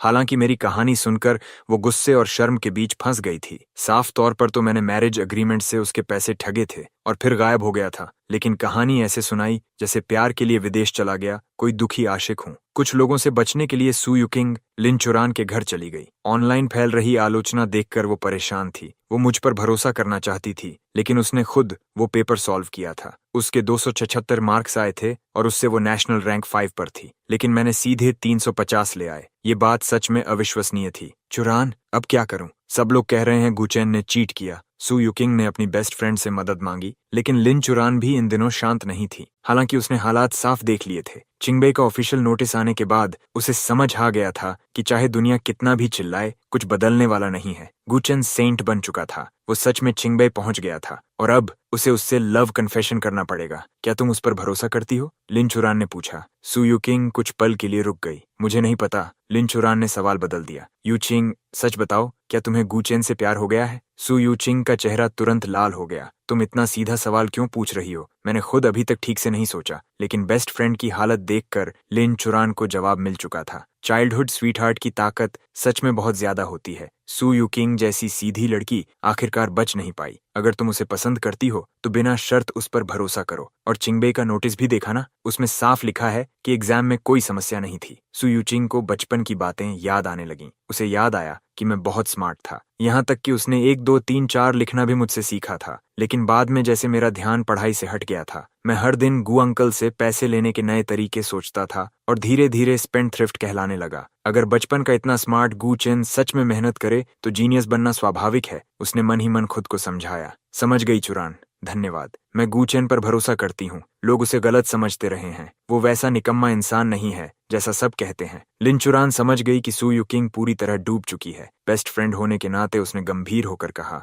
यूचिंग, सोच लो गूचेन कैसा इंसान है। अगर तुम उसके साथ रही तो बहुत सिरदर्द मिलेगा। तुम क्या बोल रही हो? साथ रहने का क्या मतलब? उसने अभी तक मुझे लव कन्फेशन भी नहीं किया। सू यू किंग फिर लाल हो गई। सच तो ये था कि मैंने कभी सीधे उससे प्यार जैसा कुछ नहीं कहा था। उल्टा मैंने उससे मैरिज एग्रीमेंट बेचकर पैसे कमाए थे। हालांकि मुझे वो पसंद थी, लेकिन हम बहुत ज्यादा करीब थे। बचपन से साथ रहने की वजह से मैंने उसे पहले ही अपना मान लिया था, इसलिए कभी मीठी बातें कहने की जरूरत महसूस नहीं हुई। लिन चुरान अंदर से हिल गई। मेरी बेवकूफ बच्ची, थोड़ा दिमाग लगाओ। उस हरामी ने तो कई साल पहले मुझे भी कन्फेस किया था। उसने आह भरी। अगर उसने तुमसे कुछ नहीं कहा तो फिर तुम्हारा हाथ इतनी आसानी से क्यों पकड़ता है और तुम विरोध भी नहीं करती? कितना बड़ा स्कमबैग है। यू किंग, तियनक्योंग विल्ला वाला हमारा बेट याद है? ये बात करते हुए लिन चुरान खुद भी थोड़ा शर्मिंदा हो गई। सू यू किंग ने सिर हिलाया। याद है, तुम्हें पोस्ट करके कहना था कि तुम उसे पसंद करती हो। लिन चुरान हैरान रह गई। बस तुम्हारा यही रिएक्शन है ऐसे स्कमबैग बिहेवियर पर भी? उसने फिर याद दिलाया। वो सच में चिंगबे में पहुंच गया है। मैं समझती हूँ। सू यू किंग ने अपनी फ्रेंड का हाथ पकड़ लिया। गूचेन ने मुझे समझा दिया था। उसने ये सब हमारे लिए किया। और फिर उसने मेरी बनाई हुई पूरी कहानी लिन चुरन को सुना दी। लिन चुरन अंदर से चीख उठी। हे भगवान, ये लड़की तो बहुत आसानी से बेवकूफ बन जाती है। ऊपर वाले, कोई बिजली गिराकर गूचेन जैसे कमीने को उठा ले जाओ। चुरान, तुम चिंता मत करो, मुझे कोई दिक्कत नहीं है। गूचेन को शील्ड बनाकर तुम भी आराम से पढ़ाई कर सकती हो। तुमने खुद कहा था ना कि इन सालों में तुमने बहुत ज्यादा एनर्जी म्यूजिक में डाल दी, जिसकी वजह से इंस्पिरेशन सूख गई। अब यूनिवर्सिटी जाकर कुछ नया सीखना शायद तुम्हारे लिए अच्छा हो। सू यू किंग उल्टा अपनी बेस्ट फ्रेंड को समझाने लगी। गूचेन उन लोगों को रोक लेगा जो तुम्हें परेशान करना चाहते हैं। और मैंने इन 2 दिनों में एक बात और सोची है। अगर तुम गूचेन को कन्फेस कर दोगी तो जो लोग मुझे पसंद करते हैं वो भी कुछ करने की हिम्मत नहीं करेंगे। लिन चुरान चिल्ला उठी। धन्यवाद सू यू किंग, क्या ये 3 विन सिचुएशन है? फिर वो खुद ही चीख पड़ी। अरे नहीं, सबसे बड़ा विनर तो गूचेन निकला। उधर गू परिवार में गू गोजांग और हेयूची भी अपने बेटे को लेकर चिंतित थे। गू गोजांग तो बेहद गुस्से में थे। उस दिन कंपनी में जब उन्होंने कुछ मीडिया इंटरव्यूज दिए, शुरुआत में वो बहुत प्राउड थे, लेकिन बाद में लगातार तीखे सवाल पूछे गए जिससे उनका मूड पूरी तरह खराब हो गया। अब उन्हें तो एम्प्लॉयज को छुट्टी देने तक का पछतावा होने लगा था। वो बस चाहते थे कि ग्राफीन बैटरी जल्दी लॉन्च हो जाए और पूरी दुनिया को पता चले, मेरा बेटा निकम्मा नहीं है, वो ऐसा जीनियस है जो सालों चुप रहता है और फिर दुनिया हिला देता है। मॉम डैड मैं ठीक हूँ, दुनिया ऐसी ही होती है, कई बार तुम्हें बेकार लोगों के सामने भी खुद को साबित करना पड़ता है। मैंने हमेशा की तरह शांत भाव से माता पिता को समझाया। हियूकी गुस्से में बोली, शाओचेन, ये लोग जो झूठ फैला रहे हैं बहुत घटिया हैं। क्यों ना मैं तुम्हारे ग्रैंडपा को कॉल करूं और उन सबको अंदर करवा दूं? मैं डर गया। मेरी प्यारी माँ, प्लीज कुछ मत करना। ग्रैंडपा की उम्र हो चुकी है, उन्हें आराम करने दो। और वैसे भी मुझे इतने सालों से गलत समझा ही गया है, मैं संभाल लूंगा। हियूकी ने तुरंत जवाब दिया। वो अलग बात थी, तब सिर्फ छोटे सर्कल में बातें होती थीं, लेकिन अब पूरा इंटरनेट तुम्हारे बारे में बकवास कर रहा है। मुझे बहुत गुस्सा आ रहा है। मैं हंस पड़ा। मॉम, मुझ पर भरोसा करो, मैं संभाल सकता हूँ। और वैसे भी इंटरनेट की मेमोरी सिर्फ 3 मिनट की होती है। जब मैं चिंगबे में जाकर सच में फेमस हो जाऊंगा, तब यही लोग लाइन लगाकर माफी मांगेंगे। गू गोजांग अभी भी चिंतित थे। बेटा, तुम सच में ठीक हो ना? देख रहा हूँ इन दिनों तुम लगातार ऑनलाइन रहते हो, कहीं कुछ गलत मत कर बैठना। मैंने कंधे उचकाए। मैं तो बस इंटरनेट पर लो आईक्यू इंसानों की कमेंट्स पढ़कर हंस रहा हूँ। काफी देर तक भरोसा दिलाने के बाद ही माता पिता आराम करने नीचे गए, लेकिन मैं बिल्कुल रिलैक्स था। लैपटॉप उठाया और जैसा यूए शाओफी ने सोचा था, मैं छिपकर बैठने वालों में से नहीं था। यूनिवर्सिटी खुलने में अभी 2 महीने बाकी थे, कुछ न कुछ मजेदार करना जरूरी था। चिंगबे फोरम पर जो लोग लगातार मुझे क्वेश्चन कर रहे थे, वो खुद को जीनियस कहते थे, लेकिन मानने को तैयार नहीं थे कि कोई उनसे बेहतर हो सकता है। मुझे उनकी पूरी ईगो तोड़नी थी। आज ही मुझे चिंगबे एडमिशन वेबसाइट से अपना स्टूडेंट आईडी मिला था, इसलिए अब मैं ऑफिशियल फोरम पर अकाउंट बना सकता था। मैंने तय किया कि सीधे पूरे चिंगबे को चैलेंज करूंगा। जिसे प्रॉब्लम है वो लाइव कनेक्शन पर आकर मुकाबला करे, कोई भी सवाल पूछ सकता है। मैं चिंगबे के हर स्टूडेंट को बताना चाहता था कि गू चेन आ चुका है और आगे सबको सिर्फ झुकना है। यही असली नंबर 1 इंसान होने का मतलब है। अकाउंट रजिस्टर करते ही दिमाग में फिर सिस्टम की आवाज गूंजी। टिंग! जीनियस का प्राइड किसी चुनौती को बर्दाश्त नहीं करता। सभी डाउट्स खत्म किए जाने चाहिए। मेन क्वेस्ट, एक पब्लिक ट्रांसपेरेंट लाइव स्ट्रीम करो और सभी डाउटर्स को हराओ। Reward 5000 fame points, 1 charm point और एक सुपर माइक्रो पैनोरामिक कैमरा। ओहो, मेन क्वेस्ट, मैंने सोचा। ये सिस्टम मेरी सोच अच्छी तरह समझता है, लेकिन तुम तो कहते थे हर चीज खुद बनानी होगी। रिवॉर्ड में रेडीमेड कैमरा क्यों? मुझे याद आया कि पहले भी सिस्टम ने लिटिल फूल नाम का एआई दिया था। मैंने सोचा था बहुत पावरफुल होगा, लेकिन वो तो बेवकूफ निकला। उसे ठीक करने के लिए मैंने खुद ढेर सारे प्रोग्राम्स लिखे थे। सिस्टम बोला, लाइव स्ट्रीम टास्क थोड़ा स्पेशल है, इसीलिए फिनिश्ड प्रोडक्ट रिवॉर्ड मिलना नॉर्मल है। ये कैमरा फुल पर्सपेक्टिव, स्कैनिंग और बहुत सारे फंक्शंस के साथ आता है, और छोटे वर्जन के ब्लूप्रिंट्स तो मॉल में पहले से मौजूद हैं। क्या तुम्हें कोई नया गुड स्टफ एक्सपीरियंस करना है? मैं तुरंत समझ गया, तू चालाक है, चाहता है मैं फिर मॉल में पैसे खर्च करूं। मैंने सोचा और पाया कि सिस्टम एक्टिवेट होने के बाद से मैंने उसे 1 पैसा भी नहीं दिया था। अरे, ये तो अच्छा तरीका है। अगर मैं पैसे ना दूं तो हर मिशन में फ्री गुड स्टफ मिलेगा। सिस्टम तुरंत बोला, होस्ट, मुझे एक्सप्लॉइट करने की कोशिश मत करो, पैसा कमाने के लिए ही होता है। रियल वर्ल्ड की बेकार चीजों पर खर्च करने से अच्छा है मुझ पर खर्च करो। मैंने बहस बंद कर दी। चूंकि सिस्टम ने लाइव स्ट्रीम मिशन दे दिया था, तो चिंगबे को चैलेंज करने की मेरी योजना और भी मजेदार हो सकती थी। थोड़ा सोचकर मैंने फोरम पर पोस्ट डालना शुरू किया। सभी सीनियर्स और जूनियर्स को नमस्कार, मैं गूचेन हूँ। पहले मैं चिंगबे एकेडमी को बहुत एडमायर करता था, लेकिन पिछले 2 दिन फोरम घूमने के बाद बहुत निराश हूँ। मुझे लगा था यहाँ सब हेवनली जीनियसेस होंगे, लेकिन यहाँ तो सिर्फ सावर ग्रेप्स एक्सपर्ट्स बैठे हैं। इतनी आसान एग्जाम पेपर में फुल मार्क्स लाना क्या इतना मुश्किल था? वो 2 फॉर्मूला तो यूलर और रामानुजान बहुत पहले सॉल्व कर चुके हैं। मुझे उनका सॉल्यूशन पता है, तो इसमें अजीब क्या है? या तुम लोग इन महान इंसानों को जानते तक नहीं? और फिजिक्स का फाइनल क्वेश्चन, उससे ज्यादा मजाकिया कुछ नहीं। हाई स्कूल स्टूडेंट अगर कॉलेज नॉलेज पढ़ ले तो क्या दुनिया खत्म हो जाती है? चिंगबे स्टूडेंट्स ऐसी साधारण पेपर को भगवान बना रहे हैं, सच में शर्म की बात है। फोरम पर तुम्हारी बातें पढ़कर मुझे चिंगबे के फ्यूचर की चिंता होने लगी है। तुम लोग भविष्य में देश के पिलर्स बनने वाले हो। अगर यही लेवल रहा तो देश का क्या होगा? मुझे पता है तुम सबको गुस्सा आएगा, लगेगा मैं शो ऑफ कर रहा हूँ, लेकिन मैं ऐसा इंसान नहीं जो दूसरों को मौका ना दे। इसलिए जल्द ही मैं एक लाइव स्ट्रीम शुरू करूंगा। जो भी डाउट करता है मेरे लाइव में आ सकता है। एग्जाम सब्जेक्ट से जुड़ी किसी भी एकेडमी का स्टूडेंट आ जाए,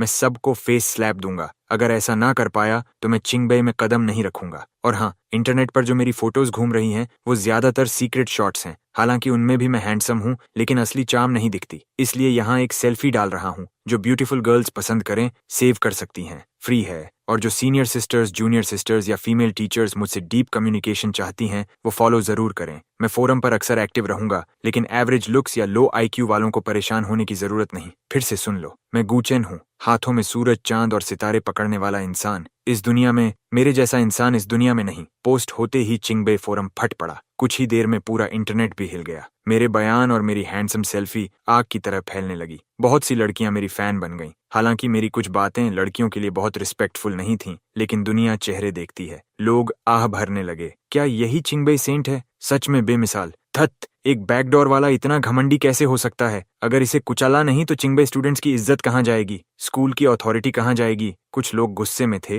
लेकिन कुछ थोड़ा शांत होकर बोले, भाई अगर गूचेन इतनी बड़ी बड़ी बातें कर रहा है तो शायद उसमें सच में कुछ होगा। उसने साफ कहा है, अगर हार गया तो जिंदगी में चिंगबे नहीं जाएगा।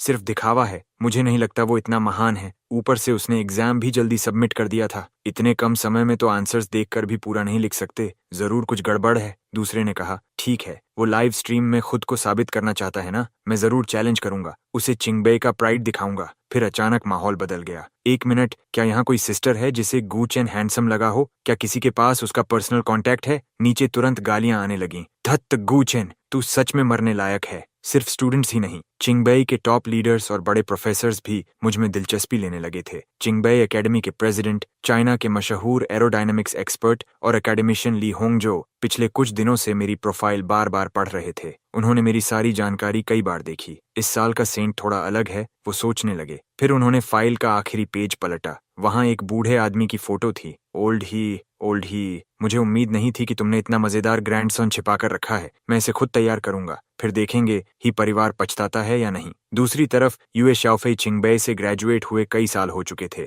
लेकिन वो फोरम अब भी देखती थी, इसलिए मेरी पोस्ट उन्होंने भी तुरंत देख ली। हालांकि वो पहले से जानती थीं कि मैं छिपने वाला नहीं हूं, लेकिन मेरा तरीका फिर भी उन्हें चौंका गया। युवा जोश सच में अलग चीज है, उन्होंने हल्की मुस्कान के साथ कहा। उधर पोस्ट डालने के बाद मैं सोचने लगा कि लाइव स्ट्रीम कहाँ करनी है, किस प्लेटफॉर्म पर करनी है और कैसे साबित करना है कि सब कुछ फेयर है, वरना वो लोग आसानी से नहीं मानेंगे। और अब जबकि लाइव स्ट्रीमिंग इतनी पॉपुलर है, सेंट की लाइव से कुछ पैसा ना कमाऊं तो शर्म की बात होगी। मैं जल्द एडल्ट बनने वाला था, लेकिन जेब में एक छोटा टारगेट तक नहीं था। मुझे किसी से कांटेक्ट करने की जरूरत ही नहीं पड़ी। कई प्लेटफॉर्म्स खुद मुझसे संपर्क करने लगे। सब कह रहे थे कि वो मेरी लाइव स्ट्रीम होस्ट करेंगे और एक पैसा भी नहीं लेंगे। मैं हंस पड़ा। बच्चा समझ रखा है क्या? मुझे इन इंटरनेट प्लेटफॉर्म से बात करने में दिलचस्पी नहीं थी। मैंने सोचा पुराने दोस्तों के साथ काम करना बेहतर रहेगा। तियानहाई टीवी के लाइव डिपार्टमेंट हेड और वो रिपोर्टर जिसने एग्जाम के बाद मेरा इंटरव्यू लिया था, मीटिंग रूम में बैठे थे। यंग मास्टर गू, आप बहुत ज्यादा कर रहे हैं। सब काम तियानहाई टीवी करेगा और आप सीधे 60% प्रॉफिट ले रहे हैं। मैं मुस्कुराया। असल में मैं 70% लेना चाहता था। एक्स्ट्रा 10% इसलिए छोड़ा क्योंकि हाल में तियानहाई टीवी ने ऑनलाइन बकवास नहीं फैलाई और थोड़ा कैरेक्टर बचा कर रखा। असल वजह ये थी कि टीवी स्टेशंस पर रूल्स होते हैं। चिंगबे नोटिस जारी कर चुका था, इसलिए वो ज्यादा ड्रामा नहीं कर सकते थे। व्हाइट मैनेजर ने दांत भींचकर कहा, 40% बहुत कम है। मैं हंस पड़ा। 40% आपके लिए तो आसमान से पैसा गिरने जैसा है। व्हाइट मैनेजर बोला, फिर भी आपको ज्यादा खाते देखकर मन खराब हो रहा है। 50 प्रफास करते हैं। मैंने कॉन्ट्रैक्ट उठाया। ठीक है, मैं किसी और को ढूंढ लेता हूँ। व्हाइट मैनेजर घबरा गया। रुको, 60-40 ठीक है, मैं साइन करता हूँ। मैंने कॉन्ट्रैक्ट उसकी तरफ फेंक दिया। कल लॉयर भेजूंगा, बाकी डिटेल्स बाद में। अभी समय कम है, जितना मेहनत करोगे उतना कमाओगे। मेरे और तियानहाई टीवी के बीच डील बहुत सीधी थी। पूरी लाइव स्ट्रीम का एक्सक्लूसिव राइट तियानहाई टीवी के पास होगा। स्ट्रीम से पहले वो स्पॉन्सर ला सकते थे, प्रोडक्ट लिंक्स जोड़ सकते थे और ब्रॉडकास्ट राइट्स बेच भी सकते थे, लेकिन लाइव फ्री होगी और पूरी तरह ट्रांसपेरेंट। प्रॉफिट का 60% मेरा और 40% तियानहाई टीवी का। जैसे ही मैं बाहर निकला, रिपोर्टर ने घबरा कर पूछा, बॉस इतनी बड़ी डील साइन की है, स्टेशन डायरेक्टर गुस्सा नहीं होंगे? व्हाइट मैनेजर का चेहरा चमक उठा। गुस्सा? ये चिंगबे सेंट की लाइव है, नॉलेज बैटल, जीनियस वॉर, इससे ज्यादा पॉजिटिव कंटेंट मिलेगा? फिर वो जोर से बोले, जल्दी सबको मीटिंग रूम बुलाओ। इस साल बोनस कितना मिलेगा ये इसी लाइव पर निर्भर है। मीटिंग में सब समझ गए कि ये सच में जैकपॉट था। पहले खबर फैलाओ कि एक्सक्लूसिव राइट्स हमारे पास हैं, बाकी इंटरनेट प्लेटफॉर्म्स खुद हमारे पास आएंगे। किसी ने पूछा, लेकिन अगर हम ब्रॉडकास्ट राइट्स बेच देंगे तो ट्रैफिक बंट नहीं जाएगा? व्हाइट मैनेजर हंस पड़े। हम टीवी हैं, यंग ऑडियंस वैसे भी हमारे पास नहीं आती। हमारे लिए ट्रैफिक नहीं, पैसा जरूरी है। बॉस कमाल, वाइट मैनेजर ने आगे कहा, लेकिन चैलेंज कनेक्शन सिर्फ हमारे चैनल से होगा। ये प्रमोशन का मौका छोड़ना नहीं है। बाकी प्लेटफॉर्म्स को सिर्फ वीडियो फीड देंगे और एड्स भी ध्यान से चुनेंगे। आखिर हम टीवी हैं। सब लोग नोट्स लेने लगे। उनकी आंखों में ईयर एंड बोनस चमक रहा था। फिर वाइट मैनेजर ने और कहा, ऑनलाइन से पैसा आएगा ही, लेकिन ऑफलाइन से भी कमाया जा सकता है। कोई चौंका। बॉस, क्या आप टिकट बेचने वाले हो? वाइट मैनेजर तुरंत बोले, टिकट? हम टीवी स्टेशन हैं, आम लोगों की जेब नहीं काटेंगे। फिर ऑफलाइन कैसे? वाइट मैनेजर की आंखें चमक उठीं। आजकल सेल्फ मीडिया और शॉर्ट वीडियोस बहुत पॉपुलर है ना। अगर लोग गुचेन की लाइव का सीन खुद रिकॉर्ड करना चाहते हैं या खुद लाइव करना चाहते हैं तो कर सकते हैं। ठीक है, पैसे दो और एंट्री मिल जाएगी, लेकिन दूरी बनाए रखना जरूरी होगा ताकि मेरी लाइव स्ट्रीम पर असर ना पड़े। इस बारे में सिक्योरिटी टीम से अच्छे से कोऑर्डिनेट करना। खर्च बचाने की कोशिश मत करना। वाइट मैनेजर की चालें सच में कमाल थीं। Sponsorship, live distribution, product links और ऑफलाइन रिकॉर्डिंग चार्जेस, 3 तरफ से कमाई। मुझे उनका भेजा प्लान काफी पसंद आया। फेम और मनी इंसान को थका देते हैं, लेकिन मानवता के भविष्य के लिए मुझे ये सब सहना ही था। हालांकि मुझे अपनी लाइव स्ट्रीम पर पूरा भरोसा था, लेकिन सामने तैयारी करके आए हुए एक्सपर्ट्स होने वाले थे, इसलिए मुझे भी तैयारी करनी थी। सबसे पहले मैंने मिले हुए पूरे 10,000 फेम पॉइंट्स खर्च कर दिए, खासकर मैथ और फिजिक्स पर, क्योंकि ये मुश्किल सब्जेक्ट्स थे। मैथ 64 और फिजिक्स 63 तक पहुंच गए। अब लाइव के लिए इतना काफी था। इसके अलावा बचे हुए 500 फेम से मैंने मॉल से 2 प्रॉब्लम सॉल्विंग कार्ड्स भी खरीद लिए। कहीं दिमाग अचानक बंद हो गया तो बैकअप होना चाहिए। इन तैयारियों के बाद मैं काफी रिलैक्स हो गया। अब बस दुनिया के हीरोज की धुनाई करनी थी, लेकिन मेरे आसपास के लोग मुझसे ज्यादा परेशान थे। सू युकिंग तो खुद लाइव स्ट्रीम में आकर मेरी मदद करना चाहती थी, लेकिन मैंने मना कर दिया। मेरी खूबसूरत यूनिवर्सिटी लाइफ अभी शुरू भी नहीं हुई थी। बहुत सारी सीनियर सिस्टर्स मेरा इंतजार कर रही थीं। मैं अभी बंधना नहीं चाहता था। वैसे भी पहले ही लड़कों की जलन काफी थी और नफरत बढ़ाने की जरूरत नहीं थी। आखिर लाइव स्ट्रीम का दिन आ गया। तय समय पर मैं टीएनआई टीवी पहुंच गया। लोकेशन टीवी स्टेशन के सामने हेशियन प्लाजा के बीचों बीच रखी गई थी। सच कहूं तो टीएनआई टीवी के साथ पार्टनरशिप करना मेरा सही फैसला था। प्रोफेशनल इक्विपमेंट, सिक्योरिटी चेक्स, सब कुछ परफेक्ट था। प्रोफेशनल्स का काम सच में अलग होता है। यंग मास्टर गू तैयार हैं? वाइट मैनेजर ने पूछा। बिल्कुल, मैंने आराम से जवाब दिया। ठीक है, फिर शुरू करते हैं। सभी डिपार्टमेंट्स फाइनल चेक कर लें। काउंटडाउन शुरू हो गया। शुरुआत में स्क्रीन पर मैं नहीं था। एक होस्ट इस लाइव स्ट्रीम के रूल्स और इंट्रोडक्शन बता रहा था। तो बिना समय बर्बाद किए हम आज के मेन कैरेक्टर को बुलाते हैं। तियनहाई के इतिहास के पहले चिंगबे सेंट, चिंगबे इंडिपेंडेंट एग्जाम के पहले फुल मार्क्स होल्डर और तियनहाई के सबसे हैंडसम स्टूडेंट गुचन। मेरी भौहें दूर पहाड़ जैसी, आंखें सितारों जैसी, मुस्कान हल्की, सफेद शर्ट और साधारण स्टूडेंट लुक। दोपहर की धूप में मैं खड़ा था। पूरा यूथ, पूरा कैरिज्मा। चैट फट पड़ी। ओह माय गॉड, कितना हैंडसम! इतना सुंदर इंसान चीट कैसे कर सकता है? लोग जल रहे हैं। क्या हैंडसम और जीनियस एक साथ नहीं हो सकता? कुछ देर में सभी लाइव रूम्स कमेंट्स से भर गए। मैंने कहा, जो कहना था फोरम पर कह चुका हूँ, होस्ट भी सब बता चुके हैं, तो सीधे शुरू करते हैं। उम्मीद है तुम लोग मुझे बोरिंग नहीं होने दोगे। चैट फिर फट गई। धत, अभी भी इतना घमंडी। गुचैन, मैं तुम पर भरोसा करती हूँ। शो ऑफ की कीमत चुकानी पड़ती है। अगर लाइव में फेल हुआ तो और मजा आएगा। मैं कमेंट्स देखने में व्यस्त नहीं था। प्रोसेस के अनुसार मेरा फुल बॉडी सिक्योरिटी चेक हुआ। कोई हिडन डिवाइस या कम्युनिकेशन टूल नहीं मिला। उसी समय मुझे लिटिल फूल की एक खूबी समझ आई। कोई मशीन नहीं पहचान सकती थी कि मेरी साधारण रिंग असल में एक सुपर एआई थी। हालांकि लिटिल फूल का लेवल अभी इतना नहीं था कि लाइव में मेरी मदद करे, लेकिन मैं उसे पहनने का आदी हो गया था। फिर होस्ट बोले, ठीक है, पहले कुछ कमेंट्स लेते हैं। सिर्फ टियनहाई टीवी के मेन लाइव रूम के कमेंट्स दिखाई देंगे। जीनियस चैलेंजेस मेन कोर्स थे, लेकिन ऑडियंस का भी ध्यान रखना था। तभी एक कमेंट चुना गया। नॉलेज बैटल को इतना कमर्शियल क्यों बना दिया? Sponsorship, distribution, shopping links, young master Gu को पैसों से इतना प्यार क्यों? मैं मन ही मन गाली दे बैठा। इतनी लड़कियों के लव कमेंट्स थे और चुना गया ये सवाल। मैंने गला साफ किया। हाँ, मुझे पैसे चाहिए। सच कहूं तो मैं चाहता हूं कि दुनिया का सारा पैसा मेरे पास आए, लेकिन कई साल बाद तुम समझोगे कि मैं जो पैसा कमाऊंगा वो आखिरकार दुनिया पर खर्च होगा, इंसानों के भविष्य पर खर्च होगा। मैं फ्यूचर में रिसर्च की राह पर चलूंगा।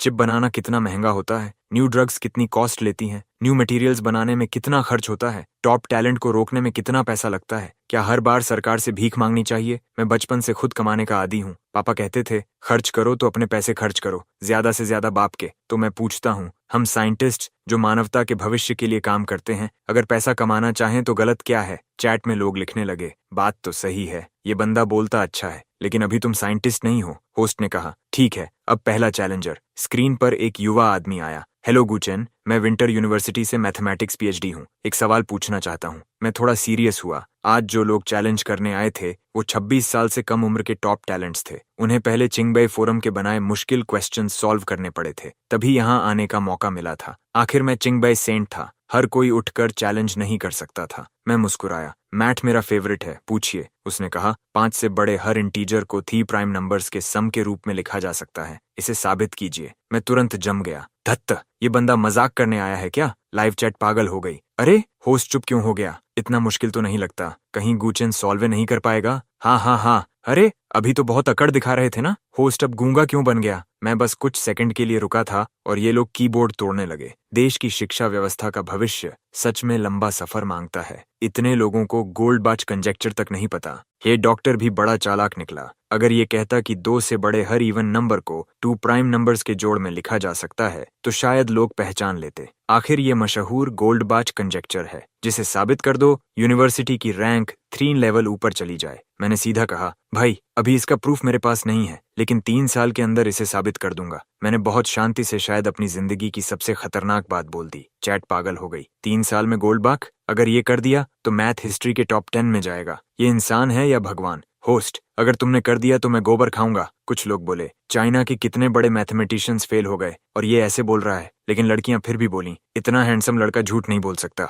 लाइव चैट खुद ही आपस में लड़ने लगी। तभी डॉक्टर हंसकर बोला, असल में मैं नंबर थियरी पर काम कर रहा हूँ। तुम्हारे यॉलर वाले सवाल के सॉल्यूशन में जो नया तरीका था उसके बारे में पूछना चाहता था। मैं मुस्कुराया। पहले बता देते, लगा चैलेंज करने आए हो। फिर उसने पूछा कि मैंने कोटेंजेंट इन्फिनिट सीरीज का इस्तेमाल कैसे सोचा। मैंने कहा, मैं अभी हाई स्कूल स्टूडेंट हूँ, नॉलेज सीमित है। एग्जाम हॉल में दिमाग चलाया और लॉस्पिटल रूल से काम निकाल लिया। डॉक्टर हंस पड़ा। अभी इतने विनम्र कैसे हो गए? मैंने जवाब दिया, बेसिक्स कभी बेकार नहीं जाते। पीएचडी होने के बाद भी कभी अंडरग्रेजुएट क्लासेस सुन लेनी चाहिए। खासकर मैथ में इंस्पिरेशन कहीं से भी आ सकती है। डॉक्टर ने सिर हिलाया। समझ गया, और कभी जापान आओ तो मुझे ढूंढना, घुमाऊंगा। मेरी आंख चमक उठी। जापान की कुछ गलियां दुनिया के मर्दों के सपनों की जगह थीं। मैंने तुरंत मुस्कान छिपाई। ठीक है, फिर मिलते हैं। डॉक्टर के जाते वक्त उसने एक बात और बोली, अगले लोग मैथ क्वेश्चंस मत लाना जब तक वर्ल्ड प्रॉब्लम से परेशान करने नहीं आए हो। लेकिन अगले चैलेंजर ने आते ही पैंगजिया कंजेक्चर निकाल दी। गुस्से में मैंने सीधे प्रॉब्लम सॉल्विंग कार्ड इस्तेमाल कर लिया। उसके बाद बाकी चैलेंजर्स की हिम्मत टूट गई। कुछ ने तो सवाल पूछने से पहले तारीफ की और निकल गए। केमिस्ट्री और बायोलॉजी में भी अपना टैलेंट दिखाने के बाद अब कोई सेंट बनने पर शक नहीं कर रहा था। चिंगबई फोरम पर लोग अब माफी मांगने लगे थे। ओपनिंग डे पर खाना खिलाऊंगा, गलत समझा था, सॉरी सेंट। मैंने कहा, चलो अब कुछ कमेंट्स भी लेते हैं। सिर्फ मुश्किल क्वेश्चंस पूछूंगा तो ऑडियंस की सेल्फ रिस्पेक्ट टूट जाएगी। चैट में कोई बोला, हम नहीं समझते क्या? दूसरा बोला, मैंने तो पहले ही सॉल्व कर लिया था। मैं हंस पड़ा। सच में आम लोग इन तथाकथित प्रतिभाशालियों से ज्यादा मजेदार थे। तभी एक कमेंट आया, होस्ट, जिंग शी होंगबू चंगजी की अगली लाइन क्या है? मोबाइल यूज नहीं करना। मैं हंसा। लगता है कोई आर्ट्स स्टूडेंट बदला लेने आया है। मैंने तुरंत जवाब दिया, सी के लो ये जुई जीछू। ये हुआंग तिंगजियान की कविता है। हालांकि वन लीफ नोज ऑटम सबसे पहले हुएनांजी में आया था। चैट फट गई। इतनी रेयर पोएट्री भी आती है। होस्ट सर्वगुण संपन्न है। मैंने हंसकर कहा, चाइनीज कम आती है लेकिन पोएट्री थोड़ी बहुत जानता हूँ। आखिर हजारों लव लेटर्स लिख चुका हूँ। सू युकिंग और लिन चुरन भी लाइव देख रही थीं। ये सुनते ही सू युकिंग का चेहरा हरा पड़ गया। हजारों लव लेटर्स? मुझे एक भी नहीं। लिन चुरान का चेहरा भी अजीब हो गया। मतलब मैं एक रेत 1000 थी? सू युकिंग ने पूछा। चुरान, गुचेन सच में फ्लर्ट है? लिन चुरान ने कहा, उसका मुंह नहीं जानती, वो बढ़ा चढ़ा कर बोलता है। लाइव पर लोग चिल्ला रहे थे। होस्ट बताओ किसे लिखा था? कौन लड़की थी? मैंने हंसकर कहा, मिडिल स्कूल में था, तब बस लगा कि जिसे कोई नहीं पा सकता, अगर उसे मैंने पा लिया तो मैं बहुत कूल हो जाऊंगा। चैट चीख पड़ी। School beauty? मैंने हंसकर कहा, स्कूल ब्यूटी? बहुत छोटा सोच रहे हो। तियानहाई में उससे खूबसूरत लड़की नहीं थी। फिर क्या हुआ? मैंने होंठ मोड़कर कहा, तब मेरी उम्र 12 साल थी। मैंने बस एक लाइन कही, चिंग शुई छूफू रोंग तियन रन चू द्याओशी, और वो लड़की मुझ पर फिदा हो गई। चैट पागल हो गई। इतनी आसानी से? मैंने भी ये कविता इस्तेमाल की थी। कुछ नहीं हुआ, मैंने गर्व से कहा। तुम लोग नहीं समझोगे, मैंने उसमें उसका नाम छिपाया था। तभी चैट में किसी ने लिखा, रुको, मैं तियानहाई फर्स्ट मिडिल स्कूल से हूँ। गुचेन, वो लड़की लिन चुरन तो नहीं थी? एक और कमेंट आया, सही कह रहा है, लिन चुरान ने कभी रिलेशनशिप नहीं की थी। मेरा दिल धक से रह गया। धत, राज खुलने वाला था। मैंने जल्दी से टीवी स्टेशन के चुने हुए सवाल खोल लिए। ये सब पुरानी बातें हैं। जवानी की भावनाएं हवा की तरह उड़ जाती हैं। अगला सवाल। उधर सू युकिंग ने धीरे से लिन चुरान की तरफ देखा। मिडिल स्कूल में तुम्हारा और गुचेन का भी कोई किस्सा था?